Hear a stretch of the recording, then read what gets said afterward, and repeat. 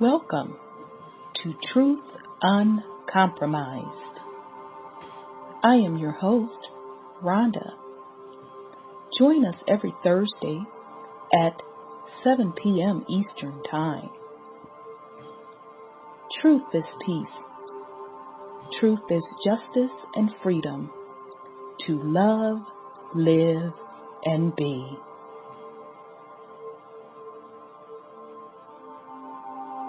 Music provided by sourcevibrations.com.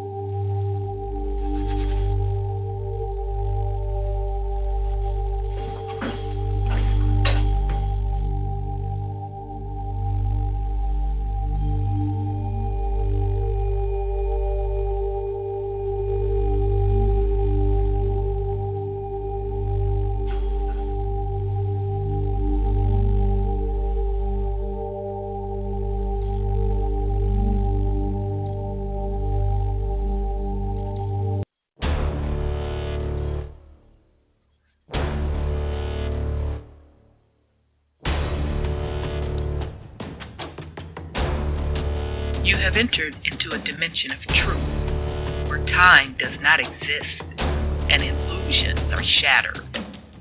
The journey of truth is intense. The journey of truth will set you free. Consider this a warning as you enter the dimension of truth uncompromised.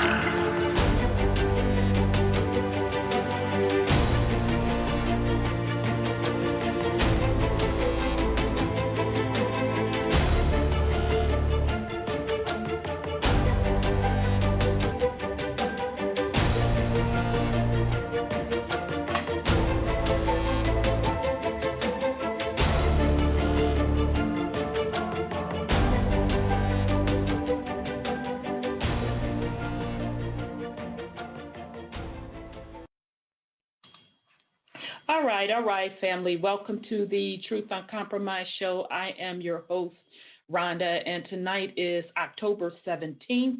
We have a great show planned for you tonight. This is literally our first new series. This series is called The Real Pilgrams, the true story of immigrants coming to America. So I'm really excited about this series. I do want to give a big shout out to Brother 832 because of your book recommendation is how this series came about. You mentioned a book, White Trash, the 400-year untold history of class in America by Nancy Eisenberg. Wow, it's all I can say. The first page and automatically knew, oh my God, we have to do that. So that's going to be a main source of material for this series. And then another book called They Were White and They Were Slaves, The Untold History of the Enslavement of Whites in Early America by Michael A. Hoffman II. So that will be our series. So I am going to bring on my co-hosts, Brother Sean and Sis Sandra. Before I do that, I do want to send a shout out to Sister Don Nicoleone. She does a radio show, WGAG Radio, on Blog Talk every day from noon to 4. I highly recommend her show. If you don't know her, she's been doing it for quite some time now. She was certainly an inspiration to me for doing what I am doing. She literally, Sis Cheryl sent me her show from yesterday, and she's now starting to put her shows on YouTube. Ooh, yesterday's show, the title of it is Never Get Sick Again. Let me tell y'all something. She went in. So now for me, if anybody ever want to question how I feel about woman, God, and man, please refer to her YouTube video. So let me give it back to you again so I can make sure you get it correctly. Her radio show is the Don Nicoleone, Nicollone. I think I'm spelling that right. But you can catch her last couple of shows on YouTube. Never Get Sick Again. So if anybody questions how I feel about woman, God, and man, I'm recommending this video. And you can fast forward all the way up to 2 hours and 17 minutes. All of it was great information, but I'm just speaking for if you ever question how I feel on woman, God, and man, refer to this YouTube video by Sister Don Nicoleone and fast forward to 2 hours and 17 minutes. You don't ever have to wonder how I feel again because she laid it all the way out. So shout out to Sis Don Nicoleone. She's been doing this for a while, dropping great knowledge. It is much appreciated. So let me bring on my co-host. Let me bring on Brother Sean.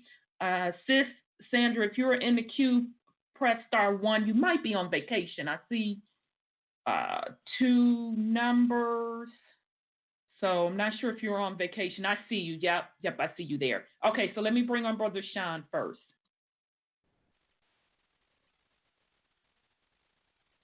Peace and love, brother. How are you? Wholeness and power, sis. I'm good. How about you? I'm good. Good to hear your voice. Like what? Oh, but if the viewers got sensitive ears, Don ain't the one they want to listen to. She will cut the motherfucker clean the fuck out. Clean. I mean, and people have the nerve to try to tell me, oh, you have wonderful show if you didn't cuss so much. Don't listen. You know what I'm saying? Because I'm not changing. But Don is rawer than me. I mean, real raw. No fucks are given. So, yeah, if you sensitive, that's not for you. But I'm telling you, she dropped some gems. Brother Sean, when you get a chance, listen to that video. Go to the hour and 17 minutes. Sent it to me, too. Woo, baby. She went in. She went in when dude called in with that bullshit, thinking he was being slick with it. She went in. So, yes, very good point. So if you're sensitive, don't even go there. But you're really, really missing out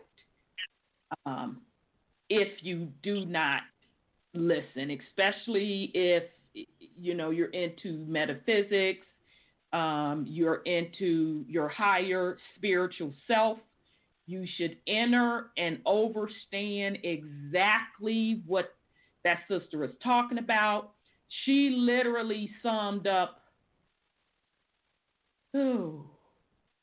one entire year of the shows, Brother Sean, when we were trying to tell people about the motherfucking Sky Daddies.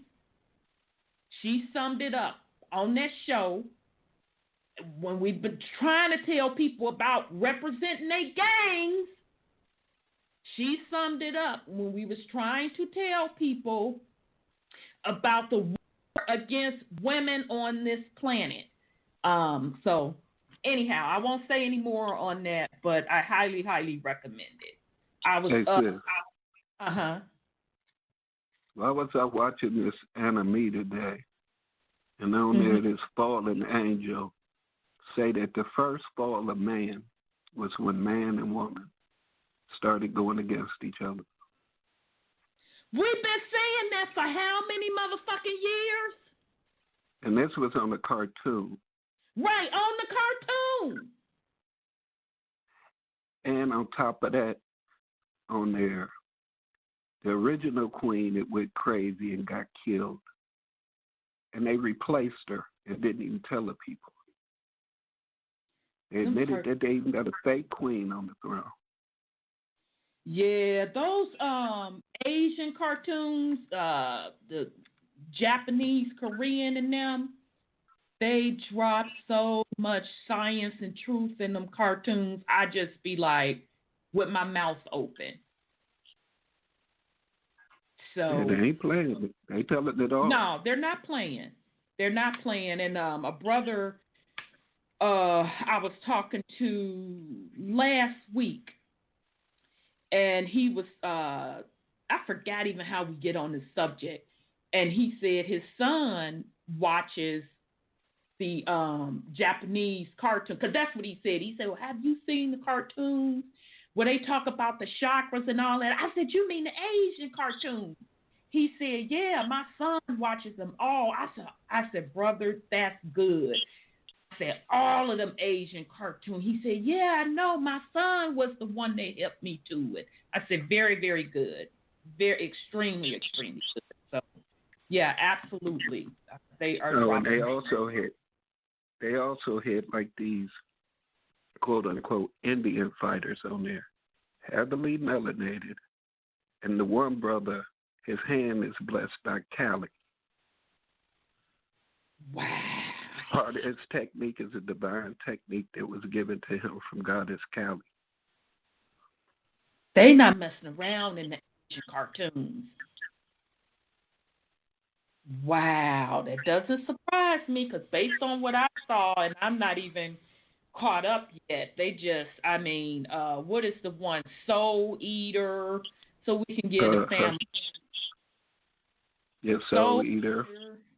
The Fate series, Fate Apocalypse. Yeah. The whole Fate series. Ultraman. Mm-hmm. They all telling it all.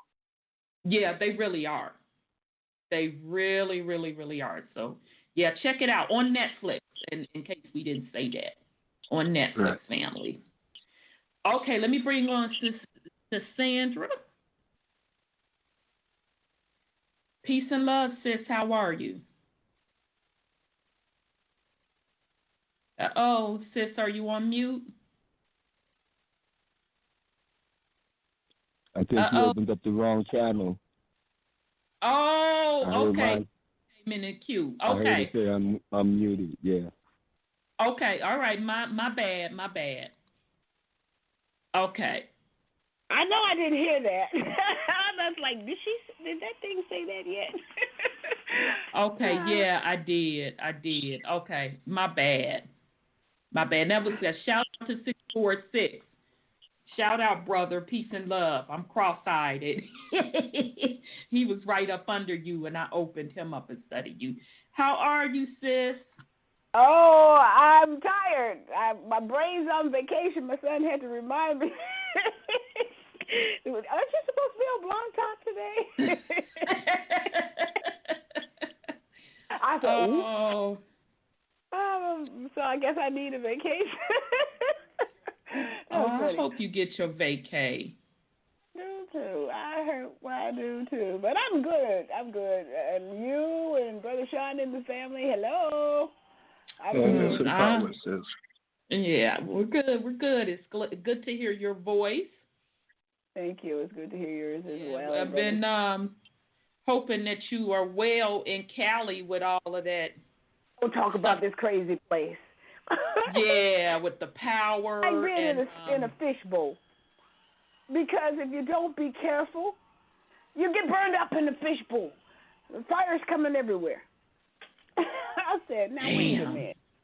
Something wrong with wait a minute though, sis. Oh, shit. It was just, I'm trying to think of the area. where the purple plasma was flashing in the screen. It's a bunch of YouTube videos. It was in Cali too. You know, my news weather girl took a picture outside of the news station, and the sky was purple. Okay, what part of Cali is that in? It was that north, south? Central. Oh, it was Central. Central. And I said, did she see that purple sky? That sky So was she wasn't talking on the purple sky. She talking all around everywhere else but the damn purple sky, because what people were filming on YouTube, it was flashing. It was plasma. It was plasma, plasma sky. It was purple. I said, I don't see no purple when I look out. I must be looking in the wrong way. So anyway, y'all, pictures of how nice the day was and how pretty it was, and I said, and how pretty that purple sky is. And she just talked all past that. Boy, I tell you, I just, okay, well, I guess, like I went down to L.A. That's the only reason I'm tired as well. And the sun's coming up in the south, and I'm like, do these people see that sun coming up over there instead of back over here in the east? Girl, I guess. I told you what somebody said to me. I had him break out his motherfucking compass. And he had went to 3 different devices. And I just sat there like, la-da-tee-tee-ta-ta-pee. And he never come back. And it's like he totally purposely blocked it out. I'm like, you pulled out your compass. I think we live in this world and we don't pay attention to the world. We don't pay attention to the world. We just live here. We just go on and on and on and on, and nobody pays attention to nothing. You just take it for granted. And I'm thinking that's what it is. They're just taking this stuff for granted. But here's the thing, from the though. Sky, or the asteroid fall from the sky. Or the plasma tased them in the ass. But here's my thing, though. They're going to get a wake-up call because it's going to hurt them so bad. Right. But they're literally ignoring evidence. Yeah. If you are physically watching the motherfucking sunrise, and then you're like, wait a minute, it's supposed to be rising on da-da-da-da-da-da. Maybe maybe my sense of direction is off. Then you pull out the compass, you point the bitch, you see that it's not rising where it's, quote, quote, supposed to in the east. Then you go to other motherfucking devices that still tell you that's not east. And you go block all that shit out. Well, maybe they forgot. Hey, they've been dumbed down by that fluoride. That's what it is. Well, I know in that case, because he wanted to argue with me where east was. I said, I know it is because I come from fucking east. I know exactly what direction I drive in. Yeah. So, people are choosing to, just like that purple sky. You just gonna ignore, unless you're colorblind, now in your motherfucking defense. If you colorblind, then okay, I'm gonna give you that one. Oh, isn't it such a beautiful day? And I said, purple skies? Are you serious? Right. And big as well. Oh, okay. But right. Anyway, that's what that's what she was doing. Wow. Well, do you have any go ahead on with the fuckery for the family? Oh, I tell you, I'm really so tired of this news just casting spells on people's mind to look past what has happened to us is the reason we're here. And somebody may be trying to get you out of what you're in now. But, I'm just really so tired of people being brainwashed because, they in this party line kind of stuff. You need to get in the line of right, and stop, my party is going to be better than your party. They're in the same party. It's just who's your master, right? Right. So, I get so tired of it. And I hear you. With these purple skies and all this, your time is growing short. He going against the people who want all these wars. He said, we're tired of these senseless wars. And they all just about having a cow because they want to fight. They just want to fight.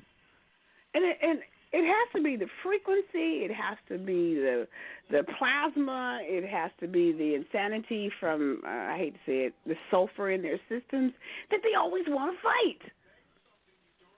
And they don't want anything to do with peace. They claim it's to help the children, but then they're the ones who's killing the children. So it's just really crazy. So I'm just looking at all this junk and just saying, whoa, this is whacked. I hear you. But, That's what I have to say about it. I'll think of something, I'm sure, but okay, sure, no worries. Brother Sean, you have any go ahead on with the fuckery? Yeah. I mean, we're at war, and everybody keep talking about peace. You can't have peace if you're getting your ass kicked. I just don't see what peace comes at in that. I mean, we need to get right with ourselves and do what we need to do to win our personal wars. Right. Then we can come together, possibly, and talk about ending, making this the final war. It's going to be that anyway. It's just a matter of where you going to end up in all this. Are you doing what you need to do to get you right, to elevate your frequency? Or are you falling for this bullshit? Yep. Voting for masters, giving all your time and energy away to entertainers and all types of bullshit. We're at a pivotal time right now. And if y'all not paying attention to what's going on, as far as for the weather, the sun, the moon, and everything else, if you can't see any of these things happening, you weren't chosen to wake up. You're fucked. And that ain't because I say you're fucked. It's because of what you think and what you do. You fucked yourself. And that's my fuckery. Indeed. All right, family. I literally have follow-up from that whole King James stuff. When did this article come out? I can't make this up, y'all. This article is from National Geographic. A royal obsession with black magic started Europe's most brutal witch hunts. Now, I want to bring the family back to when we did the series on demonology. And we was telling y'all how the indigenous women who had all of the power and knowledge were being persecuted. And it was by the English throne, those melanated black royal nobles or nobility, as they were taking over indigenous folks' land.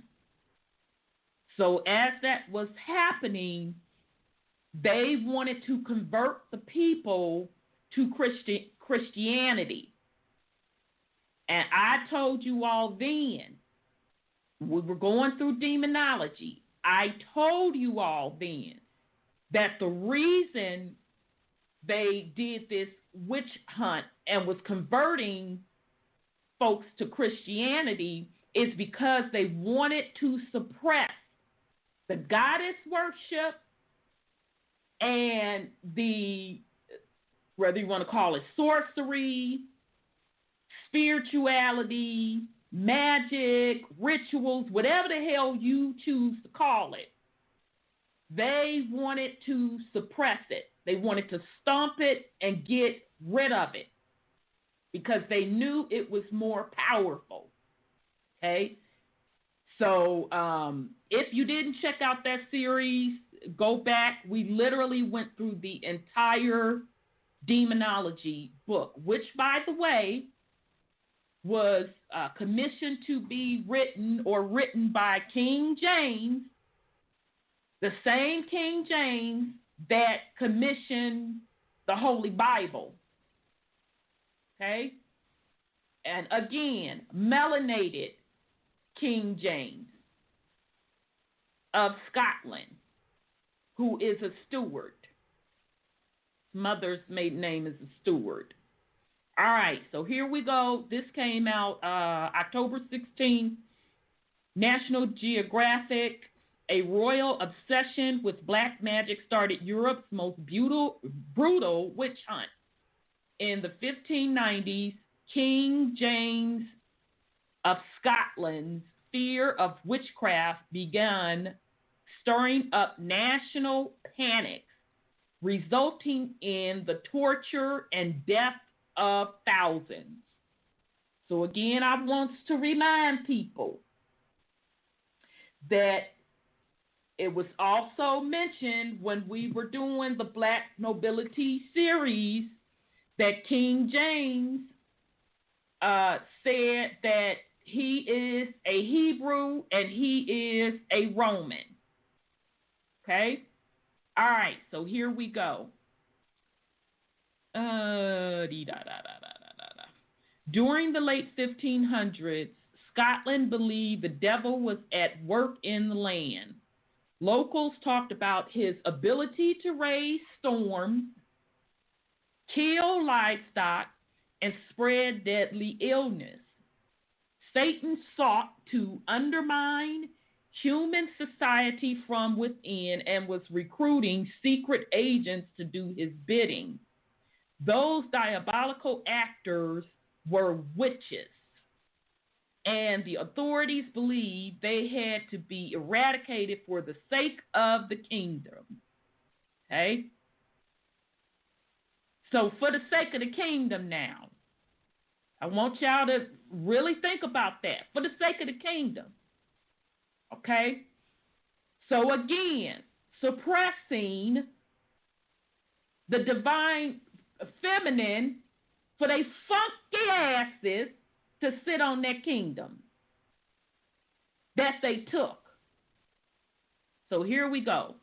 Scotland was not alone in falling victim to witchcraft panics in the late 16th century and first half of the 17th century. Witch hunting plagued Europe beginning in the 15th century when the idea that witches worship the devil began to take hold. Burgundy, Italy, Switzerland, Germany, and Scandinavia all endured outbreaks of witch panics during that time. So again, I'm going to pause because I want to be crystal clear on who was who. We're talking the melanated black noble sat on the throne at that time. The Caucasians did not take over those thrones until the 1700s, or started taking over in the 1700s, late 1700s at that. All right, so after the Reformation divided Europe into Protestant, wasn't King James Protestant? I know for sure he wasn't Catholic. Yeah, he was Protestant. Okay, I thought so. Okay, Protestant and Catholic in the early 16th century. Both sides hunted witches. Okay, so I'm going to say again, I want to be crystal clear. I told you during demonology that they were instituting religion, and that sense of religion that they were instituting was for folks to worship their God, a male deity. But all these, I'm sorry, go ahead. Remember also in demonology, they stated that the witches, so-called witches, had powers of their own that wasn't given to them by their God or by the devil. Sure did. Yes, they did. Okay. Just wanted to bring that up so people know what the true power source was. Absolutely. Absolutely. So the whole premise of religion was to institute a male deity because the ancient civilizations worshipped goddesses. They worshipped the divine feminine. Okay? So as the Romans, I'm not making this up, King James said he was a Roman. As the Romans started conquering the world and instituting their god, their gang member who ordered them to go take other people's shit, they were forcing people to convert. All right? So let's make no mistakes about it. People were not converting because they just had a revelation about Jesus and all the rest of that shit. They were converting for survival out of fear. Okay? But they did it to overthrow the divine feminine. That was the last piece to totally overthrow the divine feminine and institute the Roman Empire. And I keep telling you all this shit you see today is the Roman Empire tied back to these male deities that folks are sitting up worshiping as God. That's holding you in perpetual slavery. It's not the fucking white man that's doing it. So here we go. During this period of religious reform, rulers wanted to prove their godliness. They perceived the unholy and evil as the source of unrest and disorder. Witch hunting could be seen as an extension of the Protestant Reformation, as parish ministers and government authorities sought to create a godly state in which everyone worshiped correctly and sin and ungodliness were wiped out. Now, remember, Sean, when we was in demonology,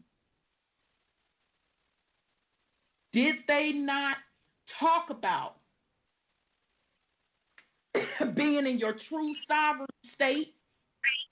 And when you're not in your true sovereign state, you go up under someone else's jurisdiction. Did they not talk about little g God, G-O-D, and uppercase God, G-O-D? Mm-hmm. Were they not referencing different gods in demonology? Indeed. Oh, okay. All right. I just want you to keep me honest. All right. In numerical terms, Scotland's witch hunts were severe. Between 1590 and 1662, 5 intense panics erupted across Scotland. 1590 to 91, 1597, 1628 to 1631, 1649 to 1650, and 1661 to 1662. So, again, I'm going to say They say witch hunts, but again, this was a war on the divine feminine. All right, so here we're going to go again. As a result of these panics, out of a population of roughly 1 million people, about 2,500 accused witches, most of them women, were executed. 5 times the average European execution rate per capita. Scotland's susceptibility to widespread panic over witches and witchcraft was, in part, determined by the role of one man, the Scottish ruler King James VI, who, following the death of Elizabeth I, became King James I of England in 1603. Because remember, he ruled Scotland and England. And once again, just want to make clear, this is black nobility king. All right, or melanated nobility king. The King's Book. Scottish Parliament had criminalized witchcraft in 1563, just before James's birth. The act made being a witch a capital offense. Nearly 3 decades passed before the first major witchcraft panic arose in 1590, when King James came to believe that he and his Danish bride, Anne, and we went over this in demonology, had been personally targeted by witches who conjured dangerous storms to try to kill the royals during their voyage across the North Sea. On the first accused in this panic was a woman named Gillis Duncan from Trinnet in East Lothian. In late 1590, her employer, David Seaton, accused her and tortured her into a confession in which she named several accomplices. Duncan later retracted her confession, but by then the panic was well underway. King James sanctioned witch trials after an alarming confession in 1591 from an accused witch, Agnes Sampson. It was revealed that 200 witches, all right, so I'm going to pause. Where else does that number 200 show up? Wasn't it 200 fallen angels? Marinate on that. Indeed it was. Okay. All right. It was revealed that 200 witches, even some from Denmark, had sailed in civils to the church of the coastal town of North Berwick on Halloween night in 1590. There, the devil preached to them and encouraged them to king's destruction. After hearing these confessions, even though they had been extorted by torture, King James and his advisors came to believe a witchcraft conspiracy threatened his reign. It must have been alarming, but also gratifying to have the devil allegedly say that the king was his greatest enemy on earth. Gillis Duncan and Agnes Sampson were 2 of many put to death during the first Great Panic. Although it cannot be said with certainty how many suspected witches were executed during the North Berwick trials, more than 100 people were implicated. 6 years later, another panic broke out. Once again, witches were reported to be conspiring against King James personally. A woman named Margaret Atkin, the so-called Great Witch of Bellawary, claimed a special power to detect other witches, many of whom were put to death on her word alone. All right, so some trade coat broad, in other words, was snitching on other folks, whether true or not true. All right, so this panic halted abruptly when Atkins was exposed as a fraud. This incident embarrassed witch hunters greatly, and that same year, partly to justify the recent trials, King James published his book, and they call it Trusty, Demonology. Witchcraft attracted scholarly interest in the 16th century, and the King's book reflects how James saw himself as an intellectual, right? Because remember, if you all were with us in the series, and even if you weren't, how that book reads, it's really like a debate between two folks, and they're going to like through on the quote quote God side. It's really a fascinating read. So anyhow, demonology explained the way the devil operated in the world. He was the leader of the fallen angels who had become demons. But you persecuted 200 witches.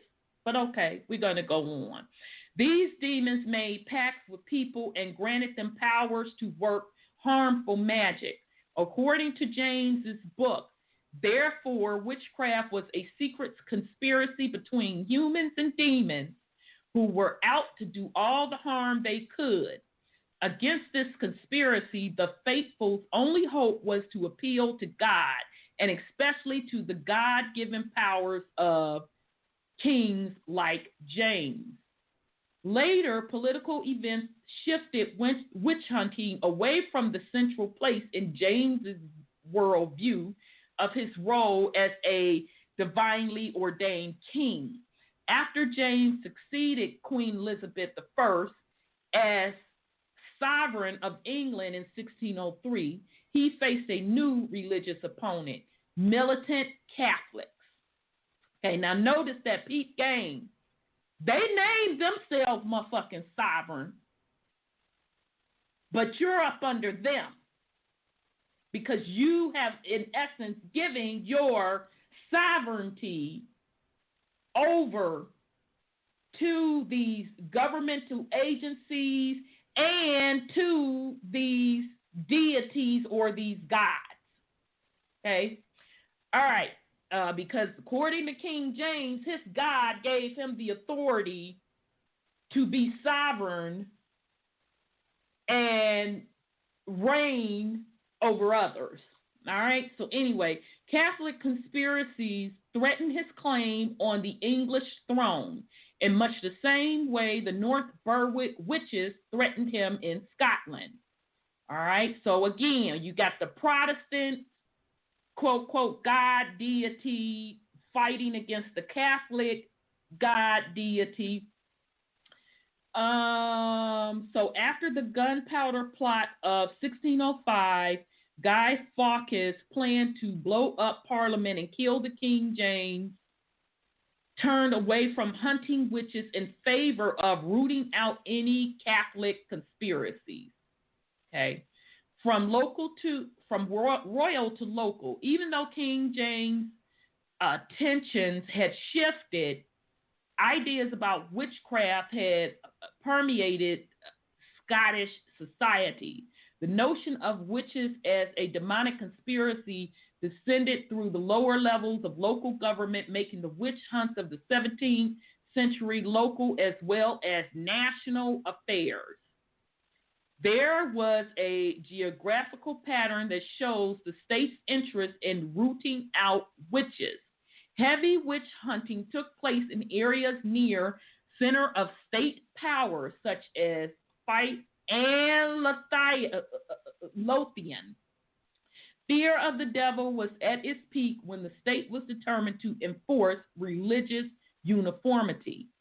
More than half of all Scottish witch hunting took place during brief but intense periods of panic. In one locality after another, the authorities uncovered evidence of apparent witch conspiracies. Outside the panic period, by contrast, there were a trickle of cases. Most practical measures to weed out witches were taken by the local leaders of Scottish society, the large local aristocrats, and ministers.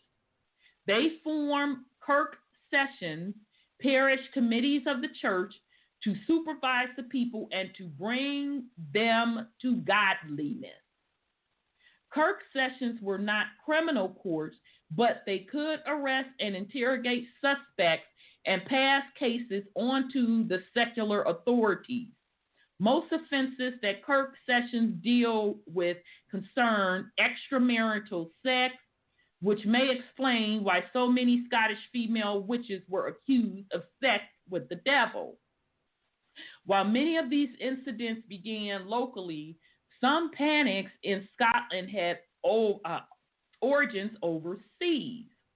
The third nationwide panic began in 1628 and probably spread to Scotland from Germany, which also experienced a huge upsurge of witch hunting in the late 1620s at the time of the 30 Years' War.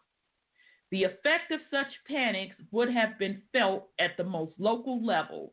In Western Scotland, in the parish church of Dundonald, for example, on November 8, 1629, the minister publicly, out of the pulpit, did inhibit and discharge all sorts of charming and resorting to charmers, consulting with wizards, sorcerers, and others of that sort, certifying all and sundry who did so in time coming, they should be persecuted with death as for the crimes of witchcraft. The accused. The main stereotype of an accused witch was an elderly, quarrelsome female. Now I'm going to read that again. The main stereotype of an accused witch was an elderly, quarrelsome female. So in other words, you was bringing Big Mama and them in. You was fucking with Big Mama and them back up in the day. And y'all don't think that consequences have to be paid for that bullshit? Oh, okay then. Okay. Often, the initial suspects in a panic would be individuals whose neighbors complained of their harmful magic. Once the initial suspects were pressed to name accomplices, however, the latter were accused less of harmful magic and more of having a pact with the devil. For women, this usually included a sexual relationship with the male devil. The few accusations against men omitted the sexual element. Of course it did. A man had to do something quite specific and rare in order to be charged with witchcraft. As a result, 85% of the convicted witches were women. Quarrels were often a source of accusation. Sometimes villagers did indeed curse their neighbors during a feud, but usually people sought reconciliation. Confessions and neighbors' testimonies revealed much about quarrels and curses. Catherine Craigie, tried in Orkney in 1640, told her neighbor who was unwell that I pray ill for you, and now I see that prayer have taken effect. Peasants usually did not want their local witches executed. I'm going to read that again. Peasants usually did not want their local witches executed. Even so, they did object when the authorities executed them. Scottish witch hunting was partly about local quarrels and partly about the elite fear of the devil, but also some of it was about magical fantasy. And I'm going to say it was about the elite fear of the feminine divine. Because you motherfuckers know that you are not supposed to be sitting on those thrones. That's what it was. Sorry, go ahead, brother. He said quarrelsome. So in other words, he's saying, like, majority of you sisters today, with the attitudes y'all got, and quick to cuss a motherfucker out and put him in check, you would be considered a witch and put to death. Pretty much.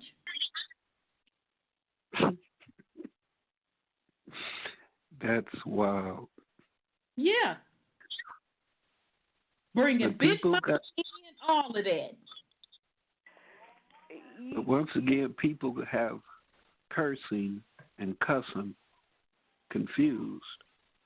They really do. The thing is, I don't think those entities can deal with that source of vibration and frequency. Because, I mean, it's the sirens and all of those things were women. True. So the power of sound and the frequency in which it's emitted at can actually be harmful. And they fear the black, quote-unquote, black woman being irate and hitting those decibels or frequencies that could actually cause pain. I mean, brothers, think about it. When you get tired of your woman fussing at you, you be willing to do anything to get her to be quiet. You get drunk, you get high, you give her money, you take her out. Leave about the house, yeah. Right, anything to shut her up. But it's levels to that. It's just not about her nagging. Those words and that frequency be hitting nerve points that just completely knock you off balance. Yep. Indeed. Just don't fuck with her like that. Basically, because again, you know, to that quote quote elite and the ones that overthrew the divine feminine, you're on her shit. And that's what you motherfuckers just will not remember. No man, I'm going to say it again, I want y'all to be crystal fucking clear. No man should be ruling on earth. No man. This is a woman deity. And you wonder why things are fucked up. And you can keep thinking, now what's really fantasy? What's really fantasy? You niggas think you gonna get back the quote-quote throne at a black nobility level? It'll never fucking happen. It's not gonna happen. This is cleanup time. That shit is over with. So get prepared. You either start loving women and respecting women, or I suggest you pack your motherfucking shit and link up with Elon Musk motherfucking ass and try to get off of here. Those are your options. Get your shit together. Either truly in your heart learn to love and respect women, or get the fuck on. Or get ready to be purged. I'm not going to change my thoughts on that. I keep telling You men, you quote brothers, you will not rule ever again. It will never happen. Not on Mother Earth. And I'm saying plural. Go find you a male deity planet with that fuck shit.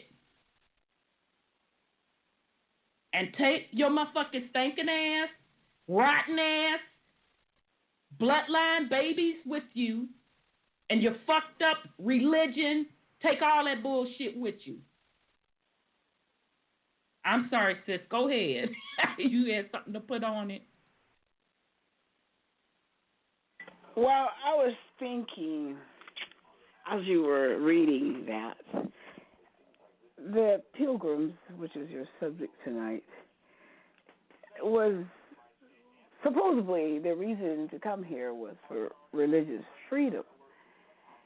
And they brought that same mess of witch hunting and accusing and bickering and roasting right here.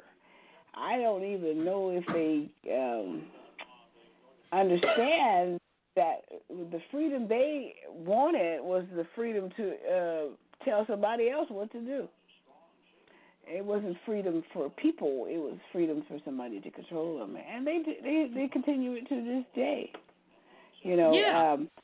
When you talk about devils, isn't that what the preacher is? You know, to seduce the female back in that day. And so this religious so-called freedom we have today is still the same, except for we're not seducing the women to show them up or to rat on them.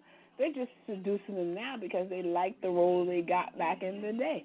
So I was just thinking about all this kind of stuff, you know, as you were talking. So witch hunting went really bad in Salem, and they killed a lot of people. And sure so that's did. You know, Scotland, Salem, Mexico, the Inquisitions. You know, how many Inquisitions are we on now? I don't know. Exactly. They have Inquisitions in Spain, Inquisitions in Mexico. They're going to do one here, I'm sure, because, you know, if it stands to reason, because they always want to have control over how people think. Now they got Inquisitions with the news. They tell you what to think and who to vote for and what, you know, what's good for you. So they're controlling either way you look at it. So that's all I was Indeed. Indeed. Very, very good point, sis, because out the gate, when the Romans, the Hebrews, and all them other motherfucking adjectives folks love to associate themselves with, were out conquering the lands and killing and murdering and raping and stealing indigenous people's land and instituting religion. That was the plot for control and specifically to suppress the natural divine feminine power. All right. So some people really believe that they could cast spells. However, these spells were generally benevolent. Marion Grant in Aberdeenshire in 1597 cured sick cattle by casting south-running water on them in the name of the Father, the Son, and the Holy Ghost, and Christendon, the name of an angel in folk belief. The interrogators thought that Christendon was really the devil, showing the culture gap between the common folks and the elite. So now that one was interesting. So it's either two things. They got so reckless with the witch hunt that they were even executing folks that were doing these quote, quote, rituals on behalf or up under their own God. Or it was the the local indigenous folks was getting on those trying to do the rituals under their suppressors' God. So in other words, the indigenous people of the land, when they started seeing women do these particular rituals under the Father, Son, and the Holy Ghost, it's like, bitch, you better go on with that bullshit. You know, just as today, one of the mainstream medias, I'm not making this shit up, go look the shit up yourself, did a news story on melanated women that's not fucking with religion at all. That they're going back to spirituality, and some say witchcraft, some say voodoo, some say African spirituality. So the shit has shifted around like we knew that it would. And they motherfucking funk asses, y'all know who I'm talking about. You knew that it would, that it's shifting back around. And Mother is claiming her shit. You only had just a little bit of time and a little bit of fun. And I hope you fucking enjoyed it. So, confessions through torture. Witch hunters unwittingly created evidence through torture. Panics were created and fueled by torturing suspects and then asking them to name their accomplices. The people thus named could be arrested and made to confess to a pact with the devil. Some confessions also included fantastical elements of told bizarre experiences. The 1644 trial of Margaret Watson recorded the following startling details. Thou hast confessed that thou and the rest of the witches dug up corpses of deceased persons from whom you took members to accomplish your devilish design. At your meetings, you blasphemed God's name, and you used to drink and dance. Maddie Patterson rode upon a cat. Janet Locke rode upon a cock. Thy aunt Margaret Watson rode upon a hawthorn tree. So that's like a witch's broom, huh? Thou thyself rode upon a bundle of straw, and Jean Lackland rode upon an elder tree. Okay, so once again, I just want to point these little simple things out. So they saying that these witches are in pact with the devil. They done dug up a supposedly dead corpse. But what I find interesting is that a cat was involved. So they say. Now, this ain't me saying it. This is them saying it. I'm assuming this is out of demonology. And I see them. I see a chicken is involved. That reminds me of voodoo. But okay, whatever. And I see a couple of trees are involved, which we keep telling you all that the trees are connected to the energy source grid of Mother Earth, directly connected. That's why the ancestors, when they build the mounds or whatever, always had that necessary tree in place. And I say and say again that as the first wars broke out on Mother Earth, which was man against women, part of those wars were coming in, cutting down those ancient trees.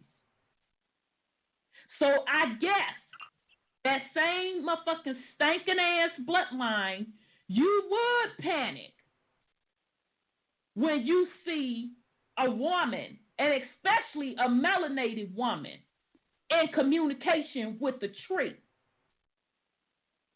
But go on. It says, I'm sorry. Go ahead, Brother Sean. trees are also watchers and record keepers. Yes. They keep all the information of everything that ever was and ever will be. Yep. They got it all. You know, a lot of that uncovering people and burying them in perpetuity for these churches, it was not just for witchcraft, it was for money, because they would get them up out of the grave and try them again and then bury them and take all their stuff as penance for what they've done. That's a goddamn shame. It was wealth stealing. Mm-hmm. Land. The Catholic Church was really, really, really very prominent in digging up folks and burying or trying them in perpetuity. Mm-hmm. That's what they did that for. So it was all because and the cats and stuff, but maybe they used them as symbols of what they were trying them for. And that very well could be, sis. That very, very well could be, although I believe that cats particularly are very spiritual. They see across dimensions.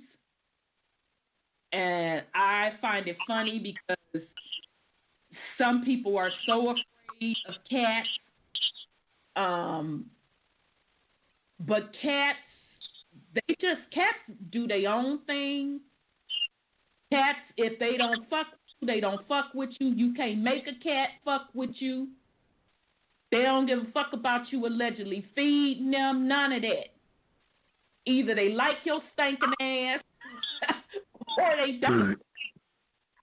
That's they're just how dimensional motherfucking cats gatekeepers. roll.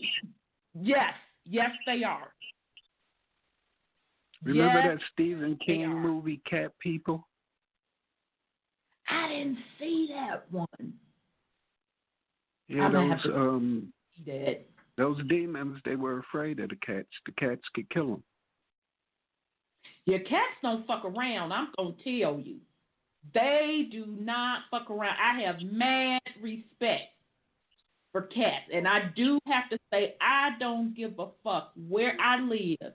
I'm always going to have a cat that's around my house. I don't give a goddamn where I live. Every place I have lived, there has been a random cat that just shows up around my house. Remember the story of Catwoman, though. It goes into the divinity of cats and everything. And the cat is divinely associated with the goddess. Yeah, cats are nothing to be fucked with. So I can truly see them associating, quote, quote, witches and cats together. That and trees. I can truly, truly see that. And quiet as it's kept, people think that dogs can beat up a cat. Shit. I have seen many cats fuck up a dog on a regular basis. Dogs are actually afraid of cats. So I gotta give a shout out to the cats where it's due. Because cats don't play. You can't bribe a cat to like you and be your friend. They don't give a fuck. They don't need your food, none of that. They don't need you to walk them, none of that. They gonna be all right. So, all right, so here we go. Sleep deprivation was the most common method of torture. After about 3 days without sleep, not only would a suspect lose the ability to resist their questionnaires, but they would also start to hallucinate, leading to many confessions that included exotic details like selling These are not sober accounts of real activities. They are fantasies concocted by confused, despairing, and terrified people searching desperately for the answers that would satisfy their interrogators. There was no need for such suspects to be convicted of harmful magic if a pact with the devil could be proved by a confession. Because of the perceived societal threat posed by the devil, the courts accepted flimsy evidence. In Scotland, convicted witches were burned, as in most European countries. Rather than being burned alive, however, it was custom in Scotland to strangle suspect witches at the stake first. Panic died down in the late 17th century. See, I already told y'all what they were doing. So in the late 17th century, religious pluralism became more acceptable. So I'm going to say again, to all of you representing your fucking gods through religion, it is literally and figuratively on the backs and the blood and the skin of the woman. That's how religion got established across the planet. New scientific ideas undermine the dogmatic certainty about witchcraft. Courts refuse to accept confessions that might have been extorted by torture. Witch hunting became less vital to the state, and there were more national panics after 1662. Local panic still flared up for another half century or so. Scotland's unique case of vigilante justice occurred in small fishing town of Pittenweem in the early 1700s. This late episode illustrates what might happen when the populace had been persuaded to fear witches, but the authorities were no longer willing to execute them. 4 of the Pittenweem suspects confessed to witchcraft, but then they retracted their confession. The central authorities in Edinburgh refused to allow a trial, and suspects had to be released. However, on June 30th, 1705, a crowd killed one of the accused women, Janet Cornfoot, by dragging her to the beach, placing a door on top of her, and piling stones onto the door until she died. So again, after the state or the crown and the Catholic and Protestant church had indoctrinated the people enough, they stopped fucking with the witches because they let the indoctrinated slaves who now honor their male deities do their fucking dirty work. Okay, let me see. For all of the gruesomeness of its mob justice, the Pittenweem case would be among Scotland's last witch panic. The last execution of all took place in Dornoch in 1727, and in 1736, the British Parliament repealed the 1563 witchcraft statute. Since then, some small monuments have been erected to the victims of witch panics in Scotland, but there are calls for a larger, more formal monument to recognize the great injustice perpetuated against the thousands of innocent women and men tortured and killed during the Great Panic of 4 centuries ago. So again, if you want to catch this article, and I was so happy that it came across my personal news feed. I'm like, oh my goodness. Ooh, this is a great follow-up. This is National Geographic.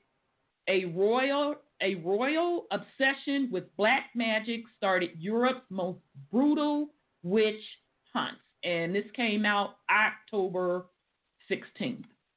All righty. Okay. And shout out to National Geographic for even putting that on. It's great that now we truly enter and understand the backstory of all of that stuff. So I'll pause in case sis or Brother Sean, you want to put something on it. Just in time for Halloween, huh? They're going to be all these horror stories and all these witches, and that gives the witch a bad handle when they show all the negativeness and the blackness of her, you know, with the broom and the long nose and all them warts in her face and so on and so forth. So what is Halloween really for? You know, to make the witch look even worse than she was when they were killing her? I don't know.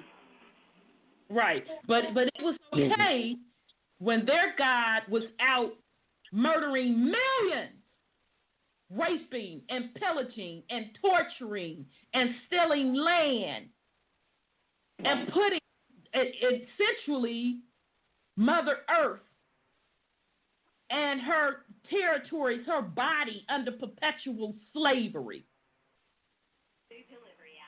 So I'm sorry. That ugly big nose look that they gave the witch, they made it quote unquote white women though. That's the image they gave. Yeah, they did. Yeah, white women, y'all should be pissed with that bullshit. Hideous white women. Yep, y'all should be pissed with that motherfucking shit. You should. It should be, but that goes to show you what they thought about white women, especially compared to the beautiful sisters. Right. They always have us as the voodoo queen and the motherfucking head wrap. Looking all sexual and everything. Make sure they got plenty of legs showing and everything. Right, and boobies all motherfucking pushed up. And they got a chicken in their hand and a motherfucking knife. So, yeah, white women, y'all should be pissed about that shit. Just on that general purpose alone, you should be pissed. So, yeah, that's a good point, Brother Sean. Very, very good point. Okay, family, so now we're going to get into the Real Pilgrams, the true story of immigrants coming to America. So I'm going to start with, and again, shout out to Brother 832. This book, White Trash, The 400-Year Untold History of Class in America by Nancy Eisenberg. This book was literally on the New York Times bestseller. And this is her second edition of this book. Very, very well researched and written work. So where's my damn notes? I'm getting frustrated. I know I got them. All right, so we're going to start on page 7. Y'all, this book was so good. It's going to take us a while to get through it because I was in the introduction section highlighting. So, but I'm going to start on page 7.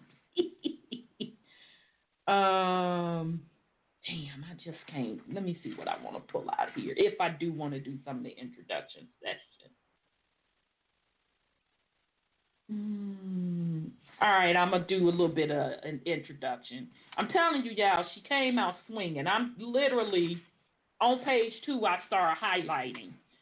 All right, I'm on 2, and then we'll jump to page 7.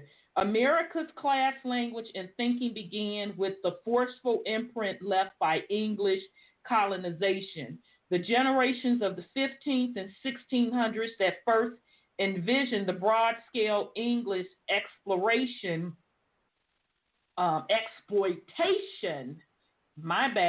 of America's natural environment employed a vocabulary that was mixed of purposeful description and raw imagery. So I just want y'all to remind y'all, I just read a little follow-up article, what they were doing in the 1500s over in England, killing witches. And in the meantime, they had them motherfucking stinking asses coming over here with that fuck shit. With that Hebrew, Roman bullshit. So we're going to go on.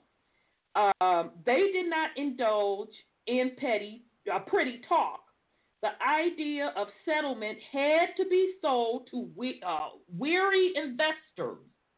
The planting of New World American colonies had to serve Old World purpose.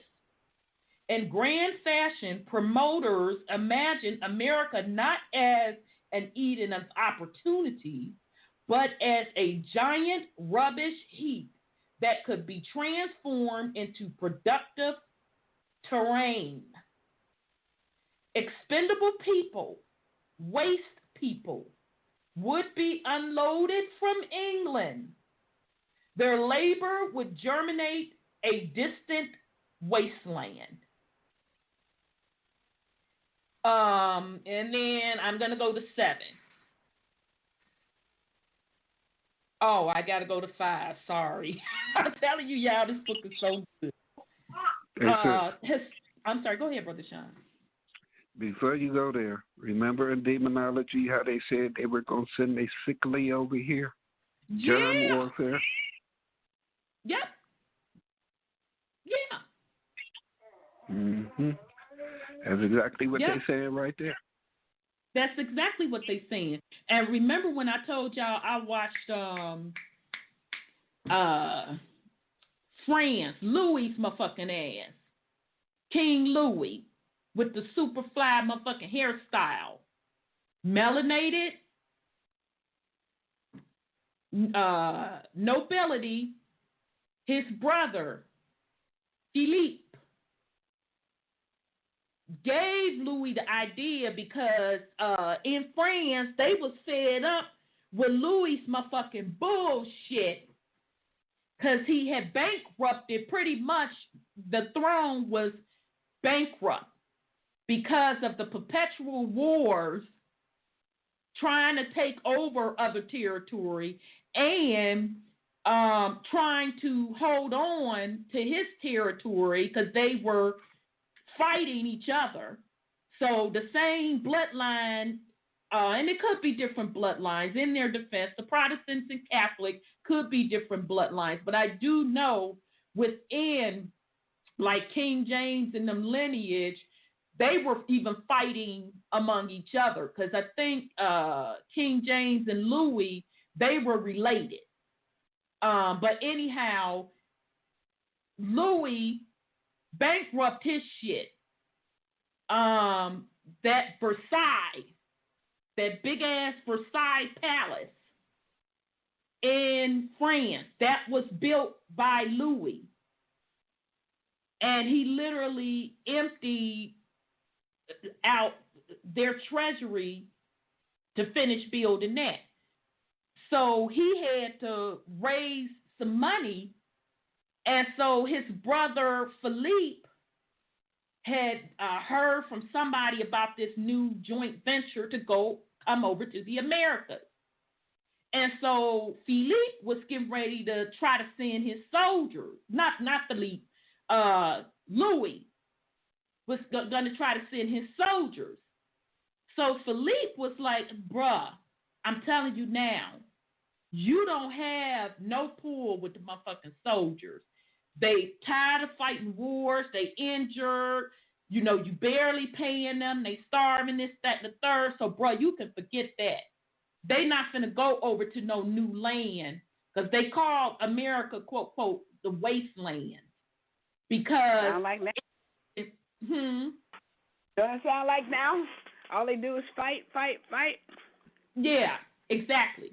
Because the Americans were not built up like they had built up their, quote, quote, Roman civilization.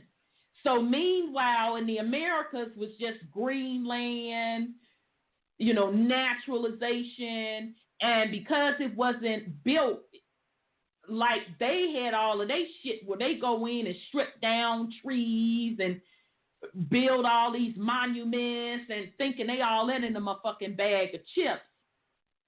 That's why they were calling the Americas the wasteland.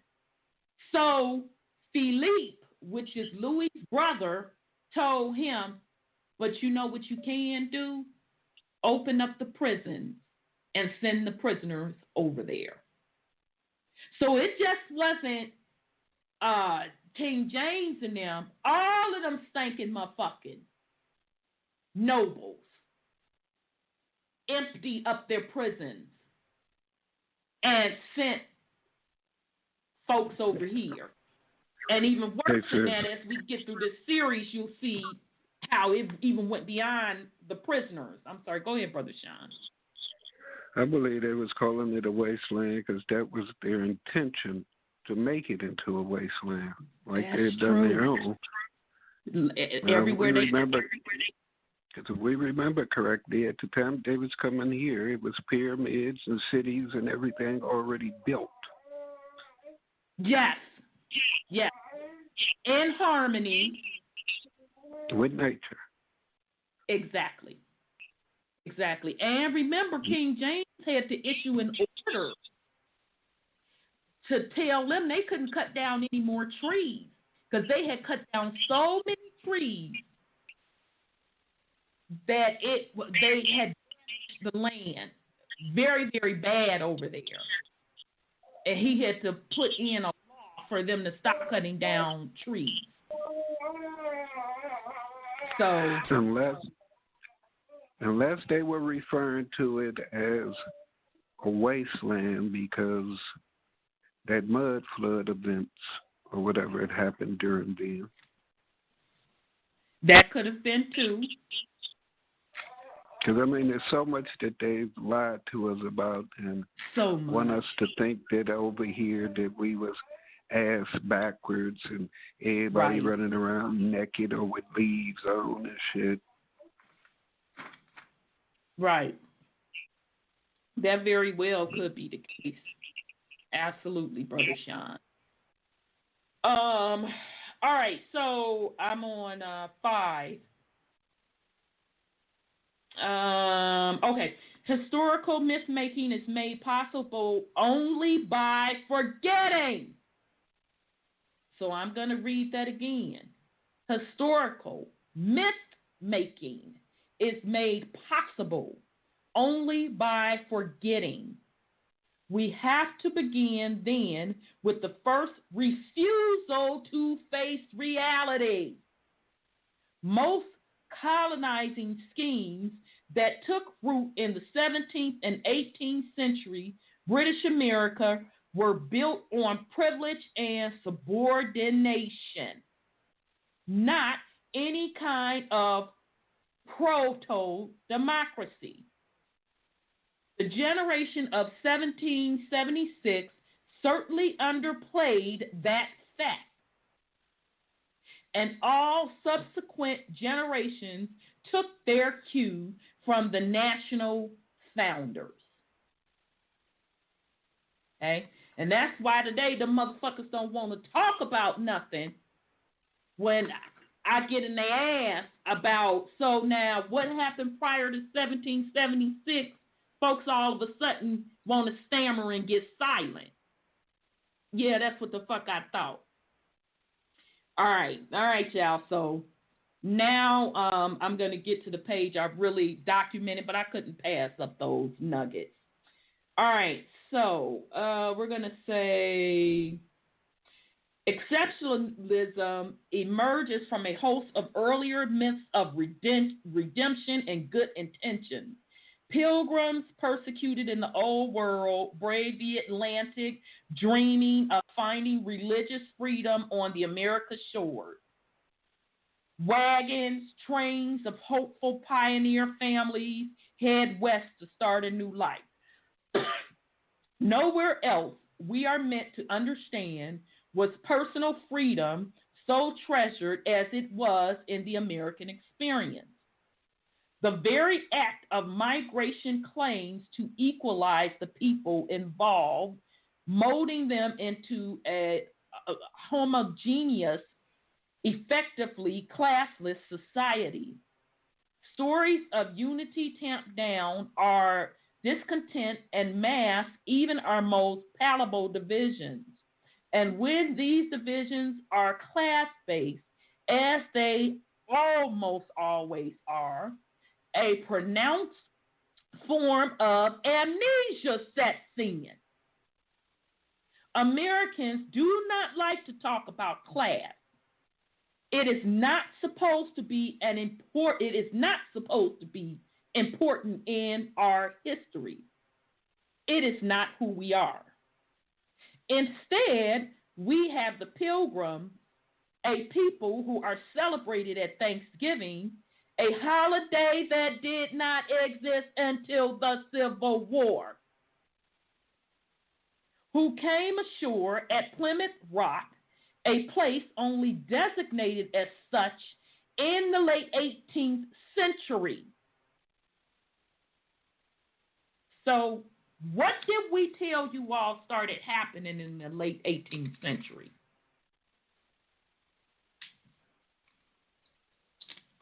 We told you all with evidence that that was the position of power change from the black nobility,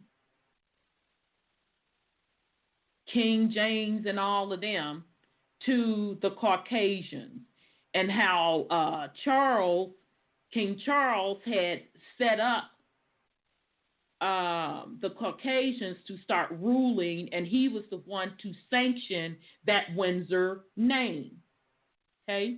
So it fits in perfectly that the Plymouth Rock story came into play in the late 18th century. That fits pretty nicely into this fantasy island myth. All right, so here we go. The quintessential American holiday was associated with the native turkey to help promote the struggling poultry industry during the Civil War. So I'm going to read this again. Shout out to the author for calling them out on their bullshit.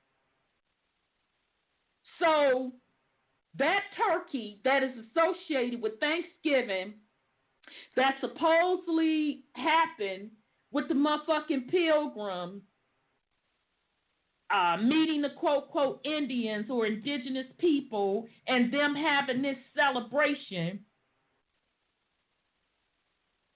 And Thanksgiving, by the way, the holiday didn't even come into existence until after the Civil War. How convenient. And then turkey, which is associated with Thanksgiving. Oh, so the turkey made its come up to help boost the poultry industry during the Civil War? Oh, okay. Okay. The word pilgrim was not even popularized until 1794. Nonetheless, the first Thanksgiving had been given a date of 1621 when well-meaning pilgrims and fair-minded Wampanoags shared a meal. I'm going to pause and take a sip. Brother Sean, did you want to just refresh the family's memory of the history of that particular lineage? Oh, that was the Lenape we was talking about the last time. But the Wampanoag, I think they are Yeah, that was I believe the they Lenape. are Piligrams. Yeah. It was the Lenape. But the Wampanoag, if they did actually have that meal with them, that basically makes them traitors.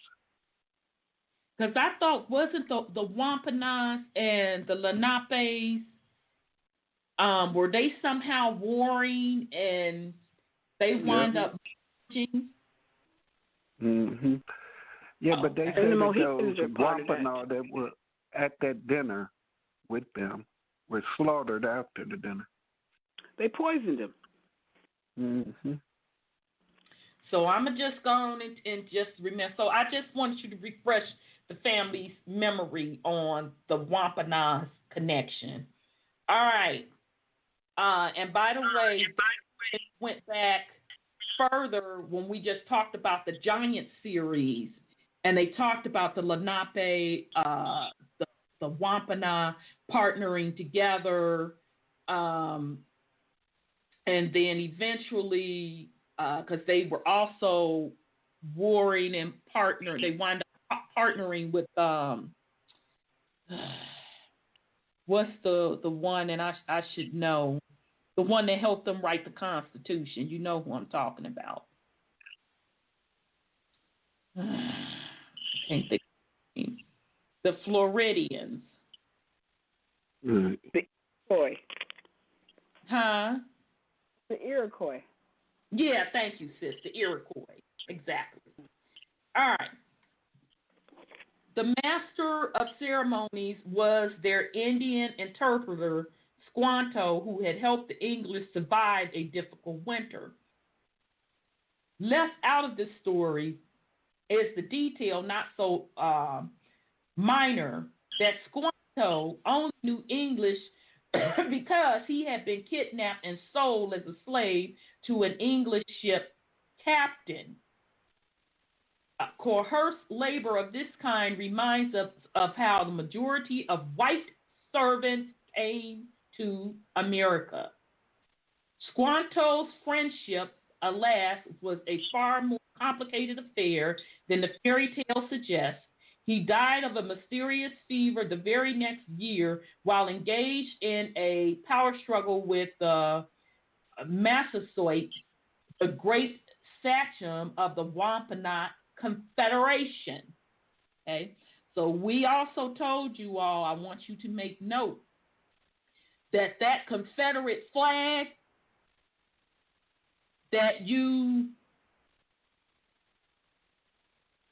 black folks, you really melanated folks, get so upset over because you think it represents white power. You know the one I'm talking about. The red one with the X, the blue X and the stars on it, that you think that the white man invented, that came from indigenous tribes, their confederacies. Yeah. Hey, you know that the lunar eclipse. Remember how it made the X across those states as a part of that? Kentucky. Right. Mm-hmm. And the one that's coming again is supposed to make the X going the other way. I wonder why it did that, considering most people think that flag. I saw the flag up close, and it has Indian tribes' names on that thing, the original one. And so you know, why is that lunar eclipse going across the southern states like that? And why is it an X? Yeah, why is it an X? I remember biology says that the X chromosome is the oldest. Mm-hmm. Because I'm going to remind everyone again. That's right. It's going to be that. We all are on a woman. body. So make no mistake about it. They knew exactly what they were doing when they put that X on that Confederacy flag. Hey, sis. Mm-hmm.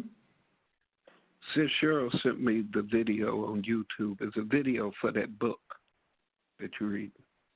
Yes, yeah. And I didn't even get through. Actually, there's several videos.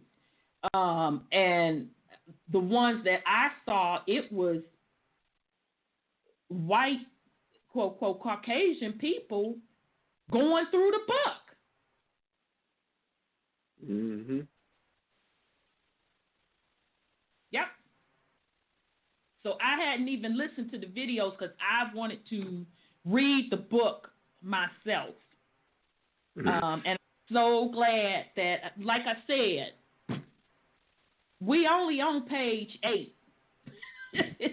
So let me get to Brother 832 because, again, this is his. He was the one that recommended this, and I am ever so grateful. Very powerful. So let me bring on Brother 832. Peace and love, brother. Your line is open. Rhonda! Sandra!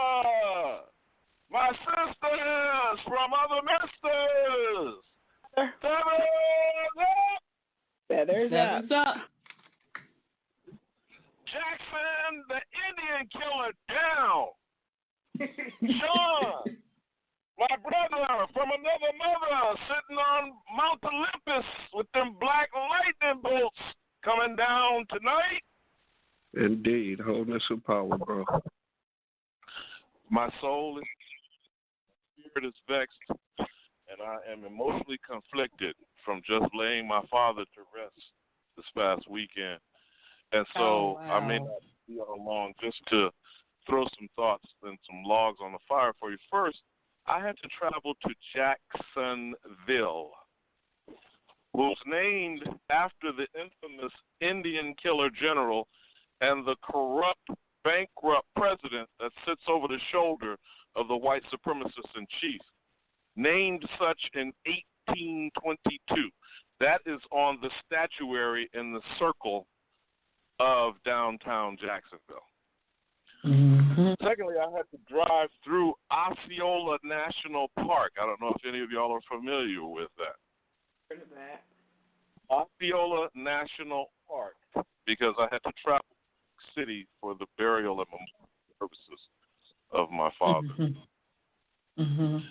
The Seminole is the other thing that you were considering, and I told you our last conversation about Florida's Negro War, that you can't, and I certainly hope that you will be able to reach out to Elwyn Gillum, Chiefess Warhorse.